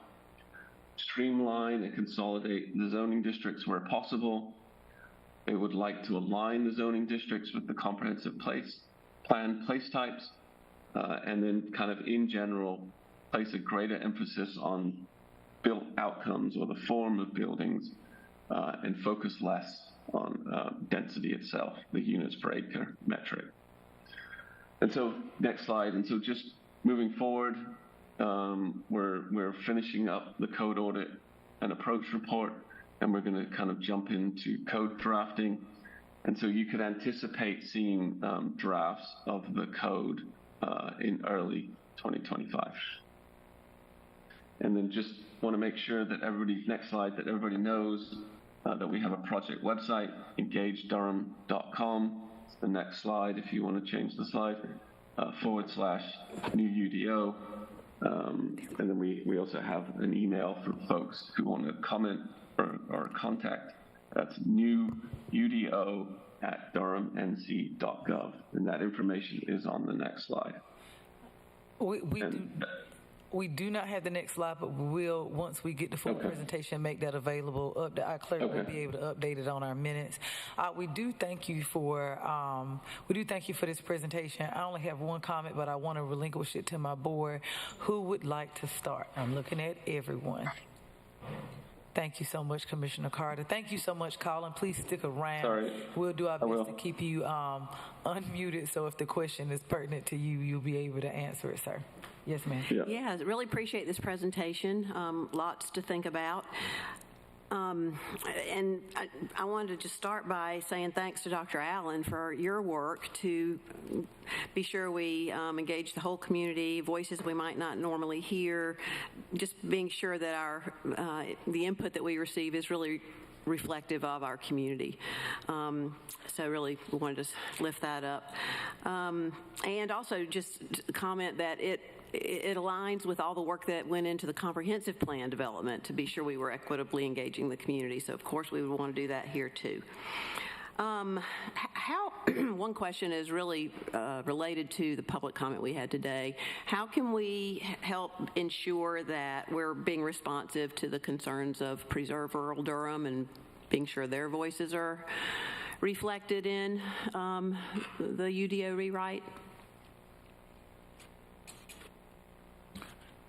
Colin, I don't know if you want to speak to this, but I'll just speak from staff's perspective. Certainly the concerns that they've brought up over the last couple of years, obviously we've already had a few UDO text amendments that have been adopted. Those efforts and that content will carry forward. Obviously that was deliberate and intentional work that was done, most significantly, because of their outreach to us. And their work in the public space. Good points, yeah. So that'll carry forward, and yes, Code Studios definitely been charged with keeping many of those environmental concerns in mind. We know it's very important to us, right, in terms of the work we're doing. So that should be reflected. And it also seems to fall within the direction that the JCCPC has given you, concentrate density in the urban growth boundary and build up, not out. Another question I have is related to the JCCPC direction.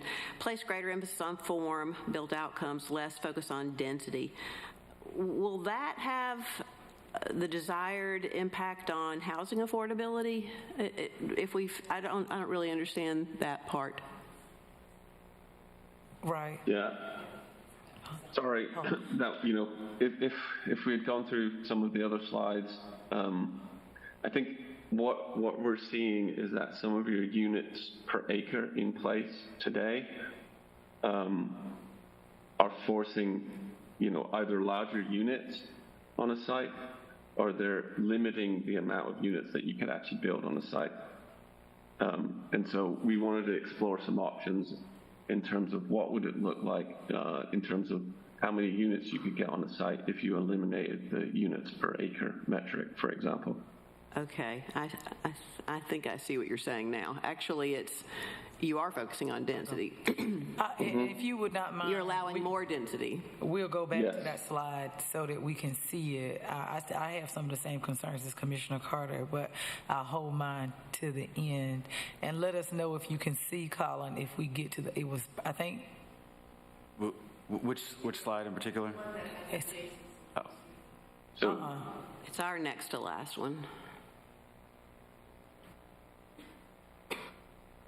Yeah. Where it says place it, is that what the one, Commissioner Carter? Mm-hmm. And I think I was really reading it backwards. It sounds like you are focusing on density, but more dense, as well as form with within the dense, increased density. Yeah. So I guess what we should have said is less focus on regulating density, I guess. Yes. And more focus on regulating the built outcome that people see in terms of making it more walkable and pedestrian friendly and pulling buildings up to the street. Sounds great. I would also ask that slide be updated because all three of us read it the same way. Perhaps all four of us. I don't know. But even with the update, I'm still concerned and don't agree. But I'll go to Commissioner. But great work, staff. Right. Great work, JCCPC, which I do not sit on. Thank you all. They're trying to get me off, girl. You might get on before November. Go ahead, Commissioner Jacobs. Thank you. Colin, and everyone who's working on this, thank you so much for all your work on the outreach. I already have seen this presentation on JCCPC, but I just want to commend this very exciting work. I was most excited when I first saw this about the research that you're really doing around the cost and showing that we really need to get more units to bring the cost down. That was really eye-opening for me. But I think one of my big takeaways from you, Colin, was about the importance of design.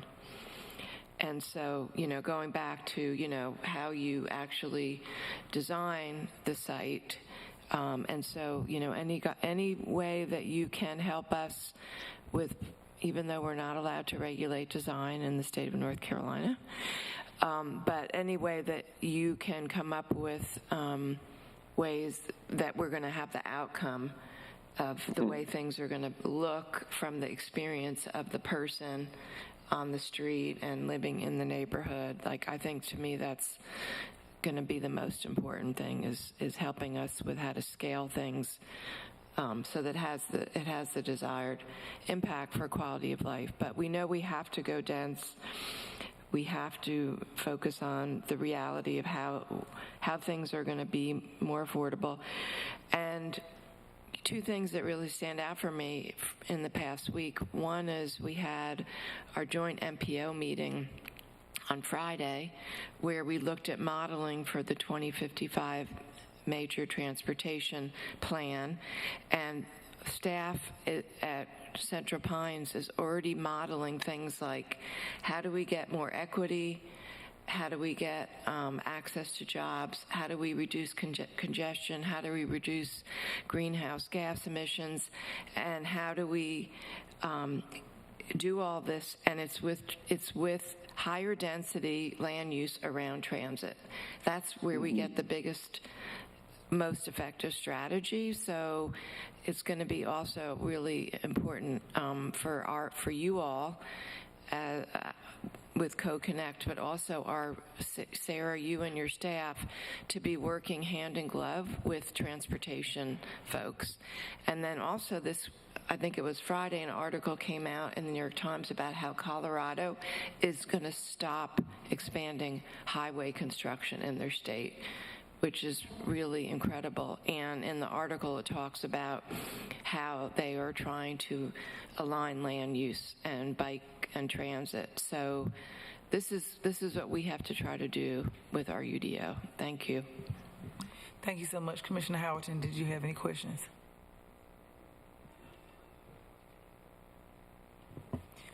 Okay, so we are way over time on this item. These are I'm just going to throw some of these out.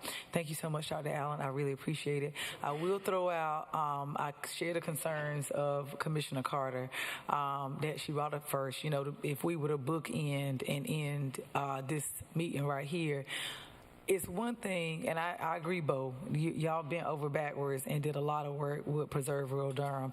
But, you know, I'm always concerned.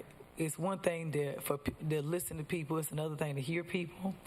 And I know all of that doesn't fall on y'all's laps. A lot of it falls on the developers' laps. And, you know, folks are just not being heard. And we're going to hit a fever pitch, like we really seriously are.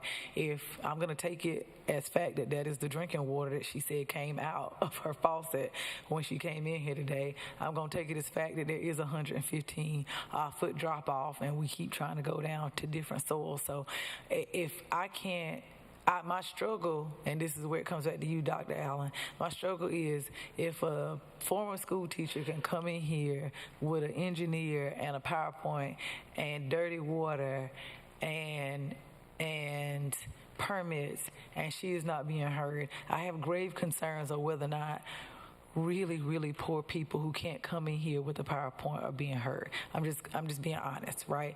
So you pick 15 people. I remember when we first were working on the comprehensive plan, I was on JCCPC, and we had done, I think, 7 or 8 outreach meetings. And while I can appreciate as a woman of color who lived in Durham County, who lived in Durham and was staying in McDougal, I was happy that folks came to ask us questions. But then I said, did we go to Rural Durham once? We didn't go once. So as you're doing your meetings between June and October, that's what your timeline said, I'm hopeful that we see some Northeast Central Durham, some Southeast Durham, some RTP, because I think people will look at those. The other week, even I got confused when they were doing RTP South's public hearing. That was the city planning office. It wasn't actually RTP Foundation. So I think sometimes people don't know which meeting they're going to and who they're opining to and whether or not that information is being serious. I just want, here's what I don't want, and I'm going to just be real honest. In a year when this is done, what I do not want is for them to say, that was her job. And that her would be you. I met you at JCCPC. I feel confident. God bless you for being a heel and an eagle. So am I. So I have great expectations for you. But I don't want, because I feel it in my gut that in a year they're going to come back and say she was supposed to have done that, and it's something Melody Hobson say. Diversity, equity, and inclusion is something that folks are always working on. If I were to go to a Fortune 500 company and ask them about their bottom line, oh, we're doing this to do this. If I was asking about their marketing scheme, oh, we have put this in place. If I was asking them how they're improving HR, we're doing this. But they're always working on diversity, equity, and inclusion.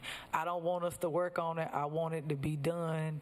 And the last thing I will say, while I can appreciate this conversation about density, I just feel like, and I could be wrong, I don't think I am, I feel like Durham is Austin and Boston and Atlanta a decade ago. It don't matter how much density we do, then rents ain't going down. And there's no example. I've asked in JCCPC a million times, and Colin, maybe you can answer that. Show me the city that was getting an Apple and a Google and an expansion of companies I can't even say right now because we haven't talked about them outside of closed session.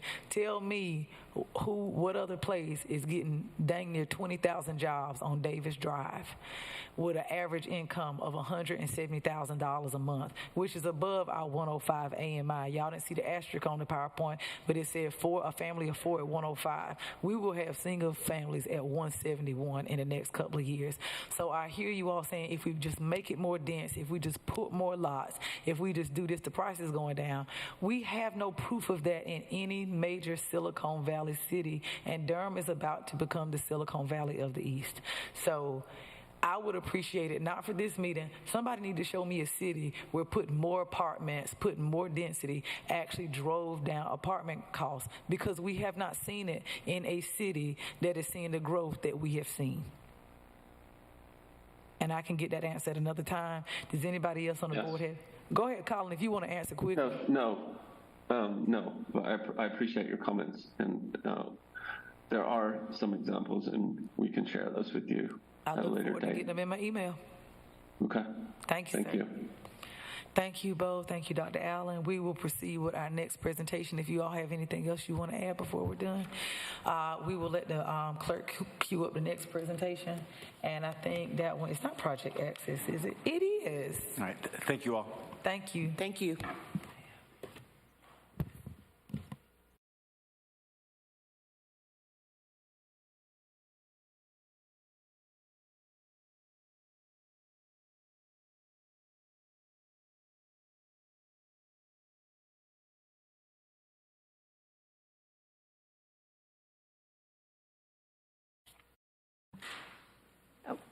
Can you hear me? Yes. And the okay. Welcome.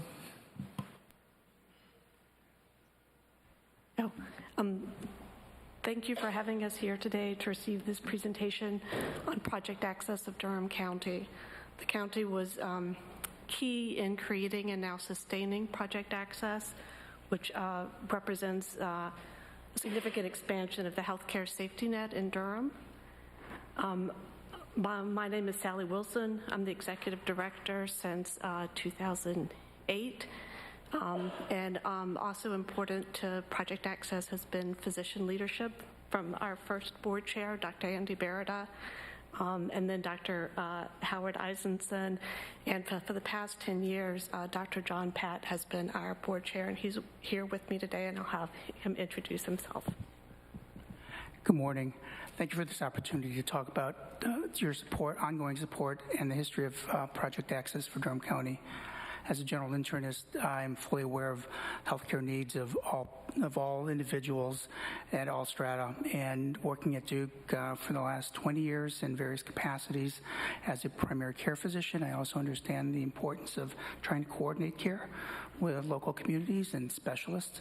And so Project Access has really done an excellent job with trying to use Lincoln Community Health Center as a primary care medical home for continuity and ongoing care, but also leveraging the care of the specialist in the county to help care for needs of county individuals.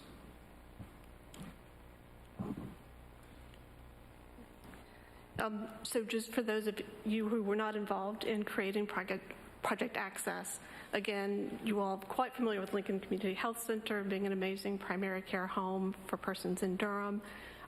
but for a while they struggled with accessing specialty care for patients, and so a number of community groups and others were involved in launching Project Access to address this need, including Partnership for Healthy Durham. And what was key to launching this program was Duke Private Diagnostic Clinic, now Duke Health Integrated Practice, Durham Orange County Medical Society, and Durham Academy of Medicine, Dentistry, and Pharmacy agreeing to recruit providers to donate specialty care.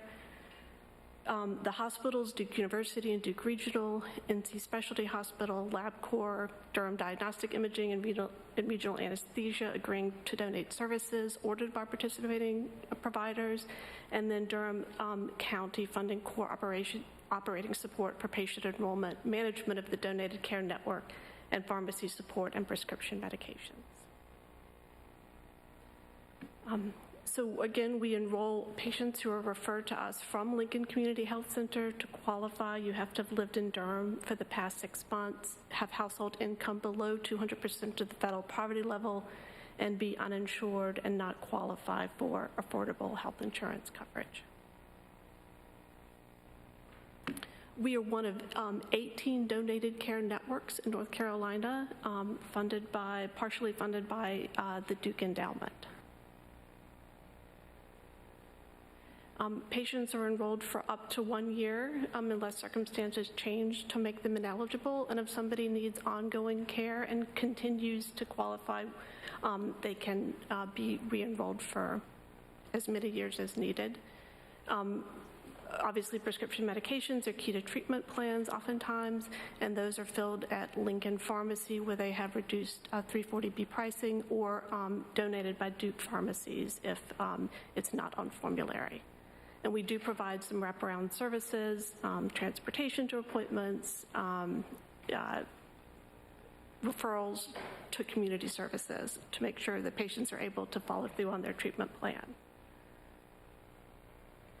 So just we're actually about to wrap up our 16th year, but in 15 years, we have been referred over 25,000 patients from Lincoln in any given year, and overall, we've enrolled about 56% of those patients, about 15% didn't qualify, and about 30% either we didn't reach or didn't follow through. Over the time, about 16% of patients have transitioned to other health insurance, whether that's Medicaid, Medicare, or another plan, and about 40% of patients do need more than 1 year of care. So about 43,000 episodes of care have been donated, and that's treatment over a 3-month period, and with about 77,000 prescription medications filled, and close to 100 million has been donated by the clinics and the hospitals, so a pretty significant return on the investment. And just to let you know that, so really all of these are all the specialties that are represented here, with orthopedics being the largest amount of care provided, but really anything that somebody needs who's been referred to a specialist is donated. So if somebody has had a positive fit test at Lincoln and needs to have a colonoscopy to screen for colon cancer, that's donated. If somebody is diagnosed with cancer, the oncology care is donated as well. So it's a very comprehensive set of services for patients at Lincoln.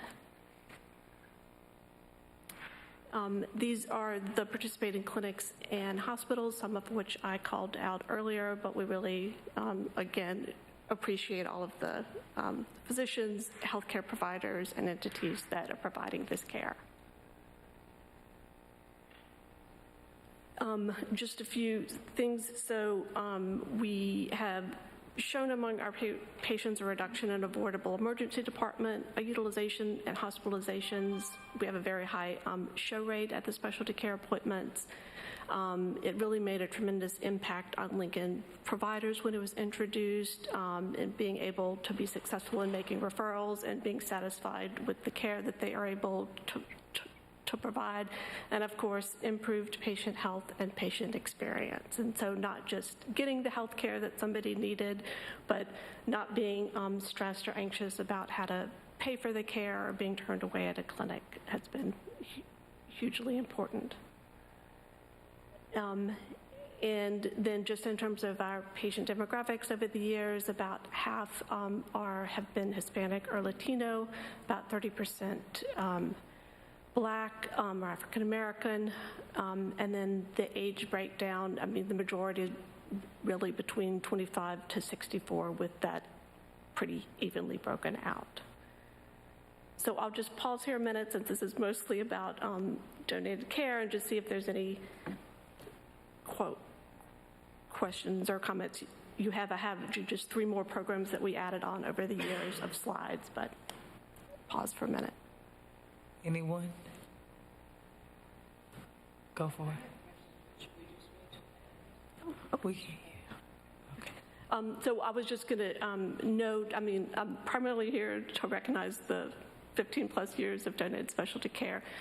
Just to let you know, we did, with some startup funds from the county, launch a health equipment loan program. We also, again, the county helped us launch this Durham Homeless Care Transitions Program, short-term housing for homeless people being discharged from the hospital. And then we are wrapping up our participation with the Durham County Department of Public Health on the Bowl City Strong project. And then the last slide is just the staff and address and website. Thank you so much. Did you want to add anything? I was just going to comment. Over my time, the landscape of healthcare in Durham County has changed significantly. The commitment of the physicians to provide care has always been there. And as integration and as consolidation has occurred, I think Sally showed a slide of the multiple of providers, not just at Duke, but really the community, who really come together to work to provide care for these patients. And so it's actually been very remarkable that we've been able to do this year after year. And so I just want to point that out, that the commitment between not just the physicians, but the hospital. So the hospital is really providing the care for labs and complex imaging has also been remarkable. And that commitment continues, especially as we continue to change. Thank you so much for the comment. I will go to the board. The first hand I did see was Commissioner Jacobs, and then we'll work our way around the room. Thank you so much for both of your commitments to this program. Sally, you really being with it since the very beginning, and you being chair of the board for 10 years. This is such an important program for people in our community. I mean, when you say it's a safety net, it really, really is. So I know Gail Harris this was really something she cared so passionately about as well. So I had a few follow-up questions. One is, how is Medicaid expansion impacting your work? Another question I have is, do you have, and it's great to see the data that you have, do you have any data that shows how much money the Duke Health system has been saved by the 37% reduction in avoidable emergency department utilization and hospitalizations? So I'm wondering, like, we have the data around the donated value, but how much has it actually saved the health system? And then I was wondering, like, what are your challenges right now? Do you have waiting lists? Do you have, the capacity to meet the need? And then also around housing, because remember during COVID, this was a big problem. But now, of course, and I know you serve, people in our homeless shelter, but it seems like housing is such a big piece of this, and just wanted to hear more about, what are the challenges that we need to look to for the future? far as Medicaid expansion, yes, we're super excited to be able to help our patients who qualify for the new Medicaid expansion to get enrolled in that program. So we've been, a lot of them transitioned over on December 1st, but, and we will, so anybody who does qualify, we are helping to enroll. We don't anticipate that there's going to be a decrease in the number of patients served each year just because of the need among those who do not qualify for Medicaid expansion. So that's on the question of Medicaid expansion. On the question of savings to the health system, I think the Duke Endowment actually has calculated that. I did not bring that with me, so I can get back to you about that. And the third question was on challenges. I mean, yeah, I would say that we meet the need. Like each year, we meet with Duke and the other health clinics to sort of negotiate the care that it's donated for the upcoming year. So in areas, specialty areas that have been a little bit tight, we might ask for more in those areas. So I would say that we are meeting the need at Lincoln of the patients who are referred to us. And areas of challenge, I mean, yes, housing, we're mostly involved in that because of serving the homeless. And, you know, we're excited at some of the low-income housing that's going to be coming available in the upcoming years through the Forever Home Project. Related to housing, has there ever been discussion with Duke about them actually building or funding respite recovery housing as a part of this continuum of care? Oh, well, now that's a good question. We do, Duke does fund our homeless medical respite program. We don't have our own location for that. We sort of rent spaces, and that, so they do fund us to do a significant part of that work. I guess we are looking to the future to see what, you know, sort of our permanent home for that project might be. And that is still under sort of consideration, but that would be our sort of next step, is where might that permanent home be? Because, I mean, we have talked about with the Carver Creek campus for permanent supportive housing that there will be, you know, places for people who are respite care. But I just think, you know, the whole issue when people need to be released and they're taking up a hospital bed, you know, it would be great if there was some data that could make the financial case for this. And that's why I asked also about the financial value that this program creates for Duke Health System. Great, thank you. Yes. I mean, I agree with that 100%. I do know that Duke Regional has been very supportive of the programs, and so as we've expanded, especially during the last several years with COVID, as things have shifted with respect to medical respite to care for transition. This is an ongoing discussion we continue to have. And again, it is a barrier. You know, 10 years ago when we talked about medical care, it was really just taking care of the patient in the office.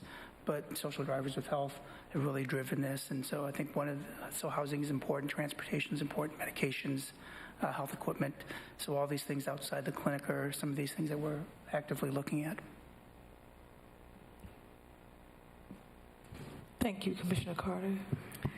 Yes, thanks, Sally and Dr. I'm sorry, I didn't catch your last name. Pat. Close enough. Anyway, thank you so much for this remarkable work, very necessary work that I know this community is very proud of. And I really appreciate hearing the history. I wasn't as familiar with that, and it's really cool that the Partnership for Healthy Durham was a leader in that. I think they're just such a wonderful example of a collaborative that comes together and is effective, and so it was neat to hear about that. And Sally, thank you for always attending our Homeless Services Advisory Committee meetings and even the Policy and Planning Subcommittee meeting. You contribute a lot there. And I really appreciated Wendy's questions about housing in particular, and also about barriers to service that we'd like to provide, that you all would like to provide. You know, I still don't have a very clear understanding of what Durham County contributes toward your budget, and would be interested in knowing more about that, and if we have a way of, you know, now or in the future, reducing some of these barriers, like the one related to housing, in partnership with Duke Health System. So, yeah, I had a question about budget, I guess, and Durham County's contribution. Sure. So Durham County contributes, I believe it's this year, $408,040 through the health department budget that funds the core operating of the donated care network. It's the coordination aspect of the coordination. Yes. So enrolling patients, managing the donated care network, and then also paying for the specialty prescription medications that are dispensed at Lincoln Pharmacy. And as far as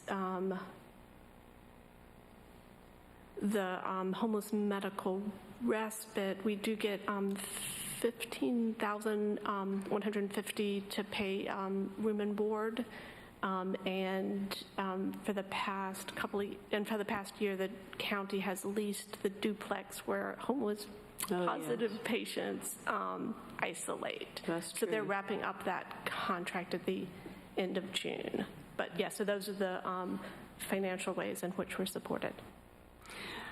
Oh, thank you. And maybe I'll raise this during our budget work session, but I would just be curious to know how that's changed over time, if it's remained the same over time, have we increased over time? If you know the answer to that, great. If not, sure, let's see. I would say that we started off probably around 15 years ago, around 340,000. So it's increased since, you know, in the past 15 years. But I can send you the specifics over time. That'd be great. Thanks. Appreciate it. Thank you so much, Commissioner Howerton. Thank you. I don't really have any questions. I think Commissioner Carter asked the only one. And first of all, thank you for your presentation. What Commissioner Carter asked the one that I would want to know is how much change. I remember when we all so committed to it. Started, so that's been a long time. 15 years is a long time, so I'd be interested in how have we funded it over time. Okay. Thank you. One, congratulations on 15 years. I think for me, what was your no-show rate was so low. And I know that might sound random to some people, but that just shows that people trust you all and trust your partners. Because people will not show up for surgery. Believe me, I know they will not show up for procedures, whether it's because they're fearful, I don't have access to the preliminary care that they needed. So there's clearly some wraparound services that you all provide that others do not. And that there's a certain amount of support that you all and trust that you have garnered in the community. So I can appreciate that. And without saying too much, I can't think of some individuals who have had access to your services and have had nothing but glowing things to say. Before I go, oddly enough, I saw like the list and the number in the thousands of like some of the services that you all provide. I think when we think about endocrinology, gastrology, like some of these we know, like dermatology, like what are some of the things that you all are seeing with that? Like what are some of the, because that's outpatient. I know that sounds odd, but are we seeing some really outrageous skin disorders that folks can't handle on their own? Like, what would some of those be? And I know that sounds random, but for dermatology, let's see. We're also benefited for dermatology because Duke runs a clinic on site at Lincoln that with residents that provides a lot of dermatology care. So a lot of the sort of I guess first look at dermatology might be done on site at Lincoln, and then the people, I'm not a medical person at all, but the people who would be referred on would be, I don't know, who, somebody who would need like a skin biopsy, or I'll let Dr. Pat handle that. There would be concerns for skin cancer and biopsy results. I'm thinking about skin cancer. I'm thinking about lesions. I'm thinking about other autoimmune deficiencies. Like what? Because I see you have a decent number of folks who are dealing with nephrology. Does it start off with a butterfly rash? Is it somebody who might be, lack of a better phrase, serial converting, and they're worried about lesions from somewhere else? So that was an interesting one. We saw. Back when Care Incorporated was operating, Dr. Bynum, we would have people to come in, and back when I volunteered there, and just the things that they could tell from the dentistry, right, that led to other things. So that was where my curiosity peaked from, because there are these other things that are indicators for what might be going on in our community that we just don't pick up on. But no, that was helpful. Yes, sir. Dr. Pat. I was going to say that, again, care has evolved over the last couple of years, and so the role of e-consults and e-communications, so that initial conversations between physicians have been helpful. So those who need to really see a physician for those specific concerns actually get seen, and those who maybe can be handled through Lincoln, through primary care physicians, can actually just be handled. But, yeah. Thank you so much. If we didn't have anything else to add, if we didn't have anything else for the board, did you all have any closing comments for us? No, just thank you all so much. We really appreciate it. Thank you, and continue to let us know how we can be supportive and get your message out. Thank you. As we are preparing the next slide, I think our strategy team is here. I see them in the back. I think someone has done some international travel. Welcome back, CG. What did you bring me? Yourself? Okay. Went all the way to, what was it, Ghana, Liberia? Where'd you go? Where'd you go, Ghana or Liberia? Brought me nothing back. Yourself. Well, we are thankful for that. I'll let you go ahead and introduce your team, Chief. All right, good morning, Vice Chair Burns, Commissioners, Madam Manager, Attorney Massey. We thank you all for this opportunity. We came before you all in February with a very rough draft of what the strategic plan Deco Forward for 2025 to 2029 would look like, and taking those recommendations that we received from you all, having conversations with you all, conversations with department directors and others of our internal community, and engaging with our community externally. We have now come to our final draft, which I believe all of you have received, and now we will present at this time. So I'll turn it over to our Director of Strategy and Performance, Josh Edwards. Thank you very much. Commissioners, good morning. Hope you're doing well. Again, thank you for your time to let us present again on our strategic plan for Durham County.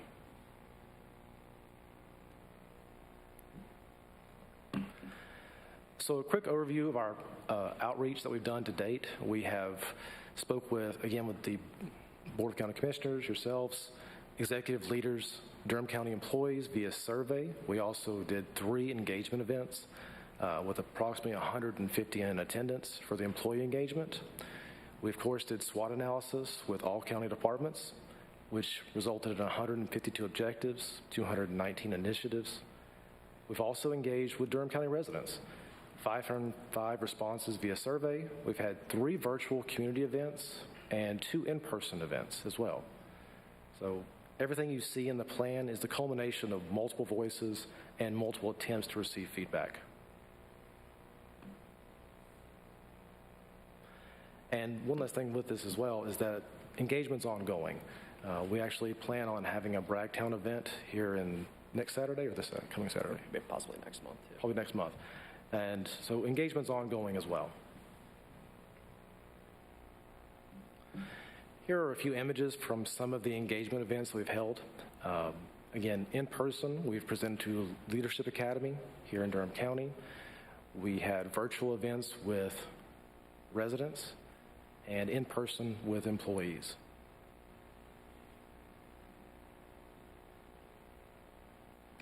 During these events, we made sure that we had translation services in place, and we also provided all materials in Spanish and English.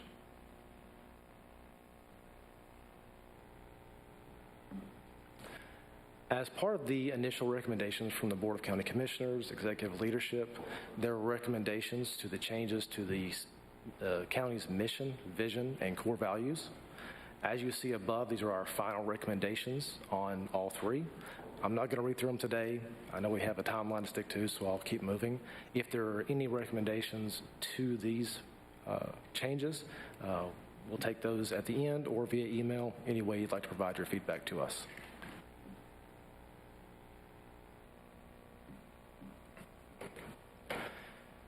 So Durham County Forward 2029 by the numbers. We have landed on 7 focus areas, which are high-level areas which Durham County strives to increase service delivery through and continuously improve. These 7 focus areas have 23 objectives, which are the goals in each focus area that we'll try to accomplish in the next 5 years. The 23 objectives have led to 74 total initiatives. These are the action steps that will be taken by departments to achieve the objectives outlined in the plan. When we go to our next slides and forward in the presentation, we'll do more of this, but just so you know, each initiative will have a minimum of 1 performance metric that will be tied to it directly.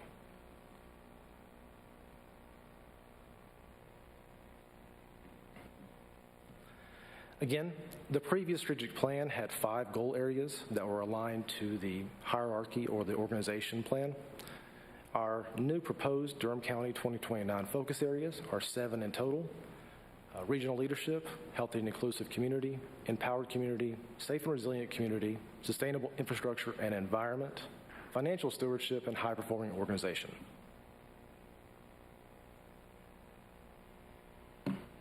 Now, as we proceed through the actual meat and potatoes of the plan, we're going to discuss only the titles for each area and the objectives.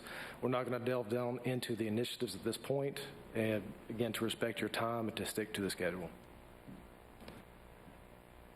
Based on the feedback we got from several of our meetings, we simplified the objective language and visually structured the plan to emphasize them.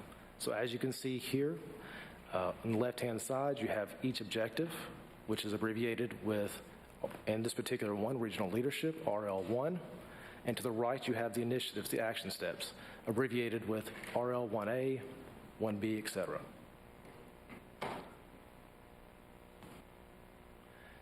So going through regional leadership, we have 4 high-level objectives. Connect Durham residents to good jobs and economic opportunities.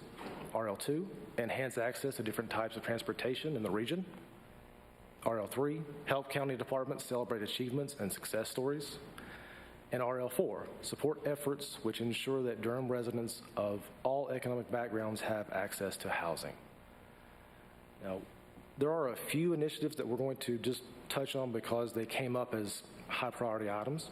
One specifically is RL4, housing and homelessness.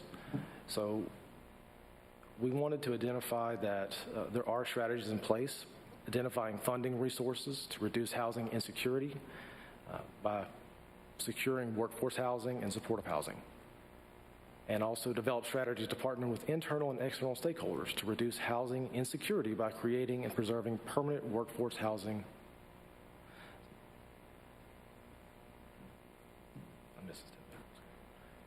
Moving on. Our next focus area is healthy and inclusive community.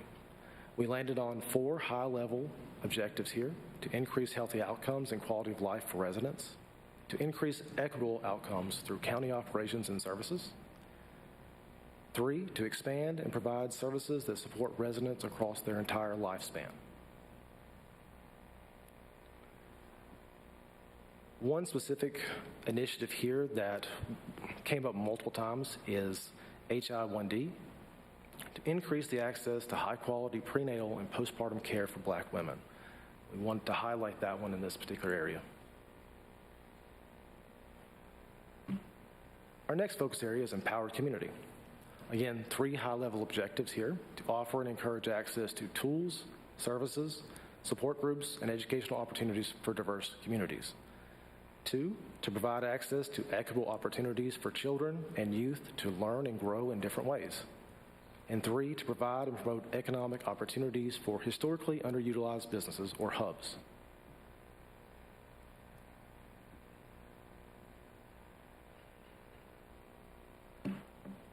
Our next focus area, sustainable infrastructure and environment. We had 3 high-level objectives here as well. Plan for long-term use of county land, facilities, and equipment to increase the physical security of the county and preserve and restore natural and built environment. On this slide, SI 3 under environment, we wanted to point out that we have increased the number of initiatives to ensure that we covered all of the topics that were covered in several conversations between Board of County Commissioners and various department directors.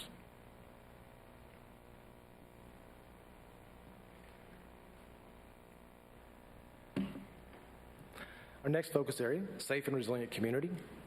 Again, 3 high-level objectives.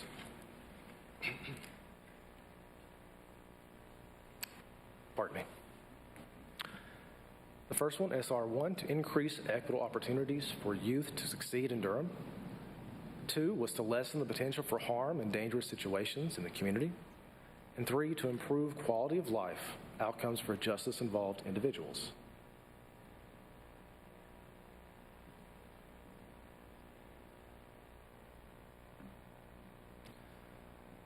Our next focus area, financial stewardship. Again, 3 high-level objectives. Maintain a strong financial status with a variety of revenue sources. Enhance internal financial services across the county. Increase outreach around county finances and tax operations.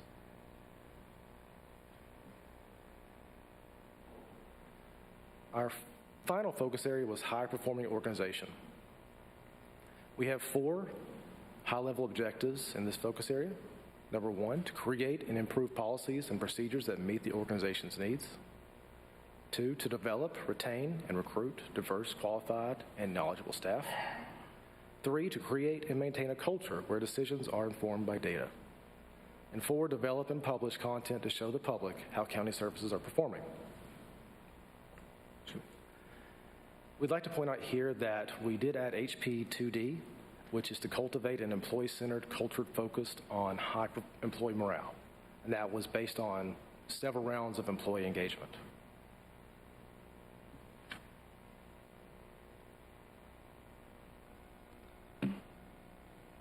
During every engagement event, as we stated, we handed out materials in both English and in Spanish. One particular that we emphasized was a 2-page report, 1 page of its front and back, that highlights the mission, vision, core values, and overview of each focus area on the front and each objective on the back. It was a nice, quick handout, which we'll provide to each BOCC member here in just a second as well.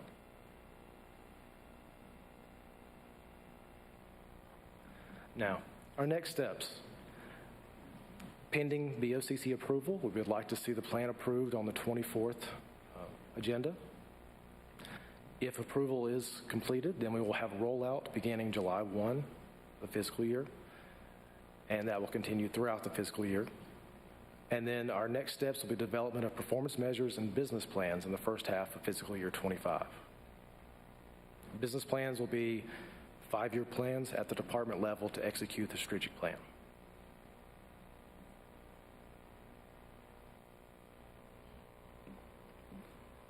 Performance management and business plan revamp. So currently we have an ongoing analysis of the approximate 700 legacy performance measures that exist in our ClearPoint system.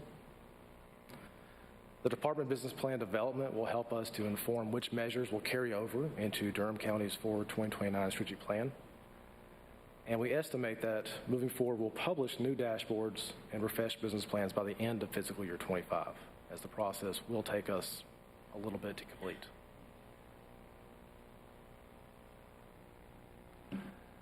So that's the end of the presentation. I tried to keep it brief. I hope everybody is ready for some questions.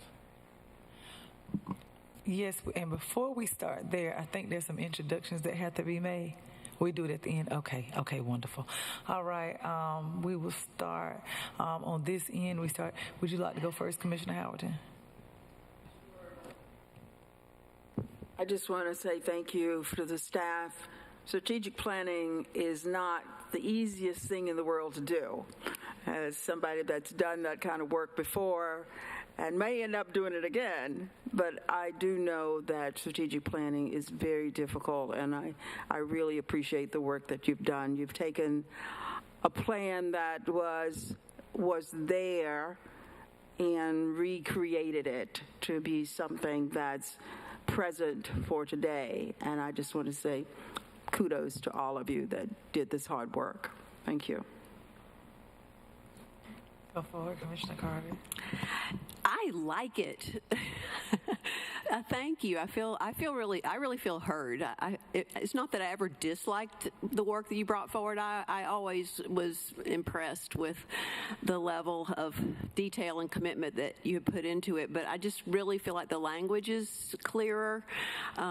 I feel like the community will be able to understand it better. I can understand it better. I like the visual appearance of it. It's user-friendly and readable. I like the way you added some more emphasis on the environment. Thank you for that. 70-ish performance metrics is, manageable, I think, for folks. So I just really want to, express my appreciation for your work and for what good listeners you are. I hope the rest of the, employees and staff and community that are also responding feel the same way, and I bet they do. So anyway, thank you. I will go to Commissioner Jacobs now, and then I'll conclude. Well, I just want to say ditto to Commissioner Carter's comments. Great job. I also appreciate, I know I sat down with you all for a long time, and I can see that you have put the work into this, really have, making sure that every word counted, and it really looks good. I'm really interested, and I will give you some feedback about some of the initiatives, but I think the objectives look fantastic. All the wording on everything else. I'm really interested about how you see this being implemented, and for the manager as well. I can say that, I would love to see this really reflected in our agenda action forms and how we make decisions on everything. And I would love to see how this is integrated into the budget book. And that handout with the 2 pages was great. I'm envisioning posters that we have everywhere, so that we're just always thinking about this. This is how do we actually activate this? And also I agree with Commissioner Carter that having those 70 measures, which I think about being also the ones that we look at in the budget book, and how departments can really think about then analyzing the work that they're doing and programs and services. But so that's what I want to really, and also I want to say congratulations that we did not use an outside consultant to do this. That this was done internally with you all. I mean, this is the first time in my experience working on something like this that we did not bring in an outside consultant, so that this is a homegrown initiative being led by all of you. So congratulations on that too. And I love the logo. I love that. So, and I'll turn it over to Josh, but I will say that's something that we talked about, and talking about being heard, because as a leadership team, we talked about the need for us to have something that people could look at and hold in their hand, that they could comprehensively see what our strategic plan says, and that it would hopefully excite them and make sure that they are engaged in us fulfilling the goals of the plan. And so that's where the 2-pager came from. They heard us say that. And so that's something that we intend for every employee to have in their hands, so that they can put it wherever they need to put it, in addition to posters. And so step 1 is educating our entire organization and gaining synergies and buy-in around this plan. We feel like we cannot implement it if employees don't understand where they fit in. People need to know their purpose, their why, and find themselves in this plan. And so that's step one for us. And I'll turn it over to you, Josh. But I too am so excited and thankful and proud of the work that this team has done. There have been numerous iterations. They've met with us as a leadership team. They've met with us individually, and they've gone back and revised. And so the work that has put in has just been paramount. And you guys knocked it out of the park. Really pleased with the product that we have here. Thank you, County Manager. Appreciate that very much. As County Manager said, yes, the biggest thing is buy-in by employees. We're going to do a lot of outreach to employees, to departments, presenting to them the plan, how it's going to look for them, how it impacts them. The other side is we also have identified posters, other areas in the county where the previous strategic plan is living as far as a document. We plan on replacing all of those as well with the new and updated versions of the plan. The rollout is our biggest portion of the next year. We actually took 3 days as a team and set aside 3 whole days to planning nothing but how we're going to roll out the plan in the future and performance measurement. And our list was extensive, to say the least. So I hope that answers your question on how we plan on moving that forward. Budget side of things, yes, we plan on working with the budget team to figure out how to incorporate all the strategic planning into the budget development cycle. Honestly can't tell you how it's going to look yet because we haven't had those conversations, but that is near future conversations to have with Keith and David. And as far as the design, I wanted to go back to that for 1 second. Full kudos to Adriana on that. She is our internal design consultant as far as it goes. And to my team, Pat and CG, without them, none of this could have been possible. And for 1 second, I would also like to thank the PIO team and also the Equitable Wellbeing team on helping us to push out all the rollout we've done so far, all the community engagement, all the resident engagement. Without their help, we couldn't have made it possible. Thank you very much. Okay. So I'll jump in now. One, looked over the PowerPoint, and when I was looking at our goals and our vision statement, I read what we went through first. I mean, where we are now first, right?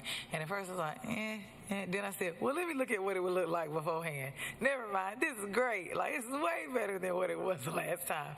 So that is helpful. I will concur with one of my colleagues, Commissioner Jacobs, on. I do think there's something to be said for people seeing what your core values are, right? If you walk into places, trying to not say Google, trying not to say Amazon, but you kind of walk onto these campuses at Apple and you see these core values. I can think about in my own life, in my own work every day, no matter how, I think if people are often reminded, I saw that we took commitment out. Right? I saw we took, I'm still struggling with that one, only because I'm also thinking about like that commitment is, your commitment to these core values is important. But again, y'all work with the staff. I say all that to say, like, when in the boardroom, we at work, we always have a before and after what the house looked like, you know, and these homes sometimes, y'all know what water damage can do. You know what wind damage can do. We know what mold can do. And so at the top, I'm talking about from the floor to the ceiling in our boardroom, we have it wrapped around with the houses before and after. It's like Extreme Makeover Home Edition. So no matter how mad somebody is, when we walk in there, all right, y'all see why we're here, right? And then, you know, the letters that people send to us, like there's a hallway, like, thank you, I don't have to worry about my kids breathing. They overcharge them for a top. This is something y'all gave me for free. I can't believe I was able to save mama's furniture. Thank you for the elevator, like just walking down the hallway. So I do think that there's something to be said for making sure people are reminded of like why we're here and what that commitment is. And if we're not going to put commitment in the core values, at least like let it see here. I'm not saying that people don't celebrate what they do. I think we've done, I think COVID robbed not just the community elected officials, I think it really robbed the employees of highlighting some of their great work. You know, a lot of times you can have an event in the community to highlight what you do. There was 2 years, it was like, we are not going outside, we are not giving anybody a piece of paper. So there are times that we will sit in spaces, and there's just so much that we do that people don't know that we do. And I know that we're making a best effort. I think H12 achievements and success stories. I think we've done a way better job this year. I think this weekend, I'm going to mess it up. I think it was the county manager that was pictured with EMS. Is that who got the award? There's so many award-winning people that we see, and I'll find out that we won an award because I'm at something else, you know, not because I found out in here. So I do want people to be congratulated. So I'm happy that that's one, because I feel like it was just 18 months where it was like, where is my COVID shot? And if it's not Rod Jenkins, I do not care about these county employees. Rod Jenkins was the only county employee that people, and justifiably so, because he had the ouchie shots. The 700 legacy, I saw 7 things we're going to work on. What are the 700 legacy measurements? Is that like the totality of measurements that we have, like across every department? Yeah, I see you taking a breath. I would imagine, you know, the people that have to deal with water quality probably got a different measurement than the folks that have to deal with EMS. And so how do you, I want us to combine those as much as possible, short of the state says we still need to measure these things. But yeah, so that's a lot of measurements across the board. And so I look forward to, in the future, seeing how we do that. And there was another one. It wasn't Crater. Expand and provide services that support residents across the entire lifespan. I personally feel like that's something that we're already doing. I just think we could highlight it more, right? We sat in here today and talked about Welcome Back Baby. The other day we were at the Joint City County School Board meeting, and we were talking about pre-K, and then we talked about My Future NC. So I do think that there's some things that folks are focused on, not just from Cradle Career, but from stroller to walker, if we want to say that, because everybody's not on a walker. I do think we do a good job. I remember the first time we did it's probably a senior plan, probably my first year here, and this woman said, you know, you all are always talking about Meals on Wheels, you're always talking about frauds and scams. She's like, we can still function, but this is, you know, some of the things that we want, and, you know, what do we invest in the Durham Center for Senior Life? And so I do think we do some of those. I think we could just merge H1 and 2 and H1, 3, and people would see some of that. But no, kudos to everybody, and I'll end there. But thank y'all so much. And we did this in-house. I love it. And Chief, yeah, you had something. Oh. Well, I'll just thank the team, and if they have no further comments, we can dismiss them, and then I will make my introduction. All hearts and minds clear. All right. Thank y'all. Thank you again for the time. We appreciate it very much. We did want to take an opportunity to introduce you all, because they are here, to our this summer interns and that group of young professionals. So I'll ask them to come to the podium here so that they may introduce themselves by name, their institutions, and their program of study, so that you are aware of those who are joining us for this summer. And this internship program, in addition to our fellowship program, is led by our Assistant to the County Manager, Danielle Bryant. Mm-hmm. Fresh meat for the Lions.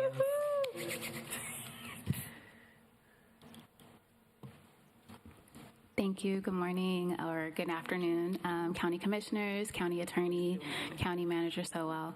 I've had the pleasure of coordinating 5 interns for the county manager's office this year. Typically, we only have 2. So 2 are hired through or funded through Durham County Manager's Office. But we were blessed to coordinate and partner with Duke, and Duke was able to fund 3 additional interns. So I'm really excited that, excuse me, that partnership is in place, and we are already planning for our next cohorts. So I will now turn it over to them to introduce themselves. Hello, good morning.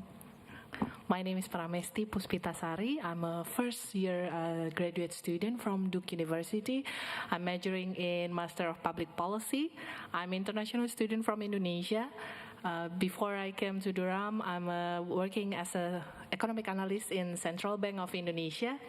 With my background and interest in economic and development policy, I hope I can learn so much in Durham County Office. Thank you.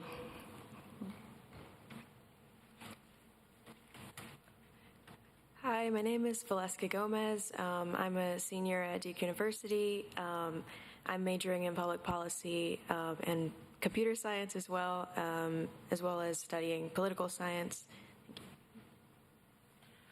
Good morning. My name is Ivy Candelo. I am a senior at UNC Chapel Hill. I'm majoring in economics and data science, and my interests are data analysis. And that's it. Thanks. Good morning. My name is Elliot Dwyer. I'm studying at the University of Pennsylvania. I'm studying philosophy, politics, and economics, and I'm from Durham, North Carolina. So. Good morning, Commissioners. My name is Jonathan Pica. I'm a Master of Public Policy student at Duke University, originally from Michigan, but I've been here in Durham for about 2 years now and really enjoying it. Interests in program evaluation and performance management.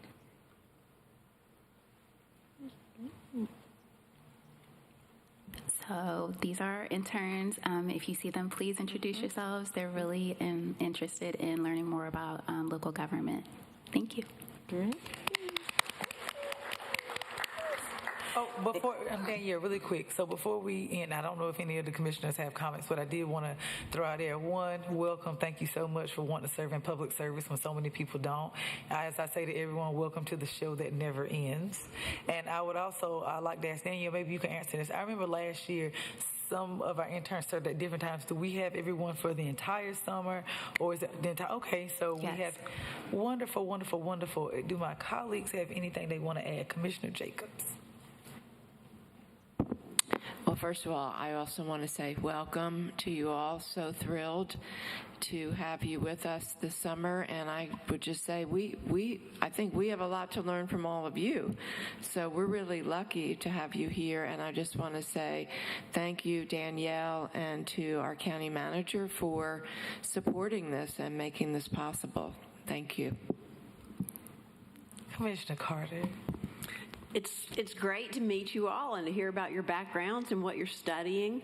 I'd be interested in knowing how you are going to select a project, or what the process for that is, what you'll each be working on. Not necessarily need to know it right this red hot second, but because I just imagine it's going to be a lot of cool stuff, and I'd like to hear about it. Good question. So in January, I did reach out to all of the different department directors and kind of asked if they had any project needs that they could use an intern for. So I have a dashboard of projects already. I'm sure there will be more coming up as well. But even in our interviewing process, asking each intern or a candidate, what are your areas of interest, so that way I can at least have something that they're interested in, as well as introducing them to something new with other projects as well. Commissioner Howerton. I just want to add my kudos as well, and thank you for choosing Durham County. And, I've had so much interaction with public administrators at Duke University and at NCCU, and what they say constantly is one of the best things that's happened to them was when they were able to do internships.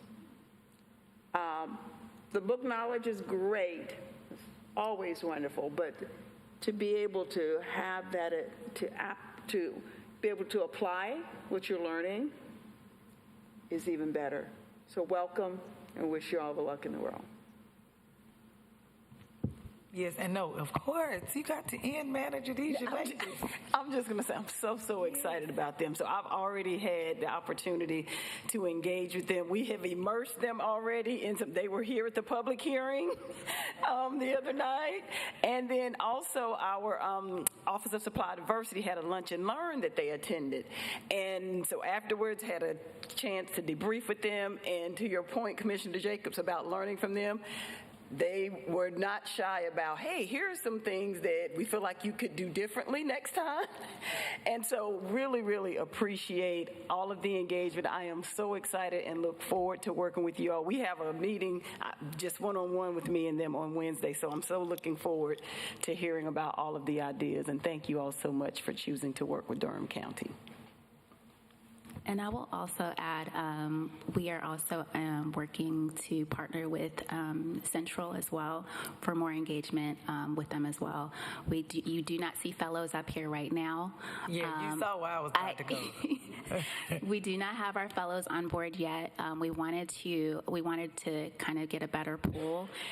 So I do have some meetings scheduled with some of the other local universities and institutions, so we can kind of ramp up kind of more interest in our fellowship program. So I do plan to have them on board for the fall, but of course going in and presenting to them and showing them some of our work and presentations that our previous cohort of fellows did as well. Thank you, ma'am. Thank you.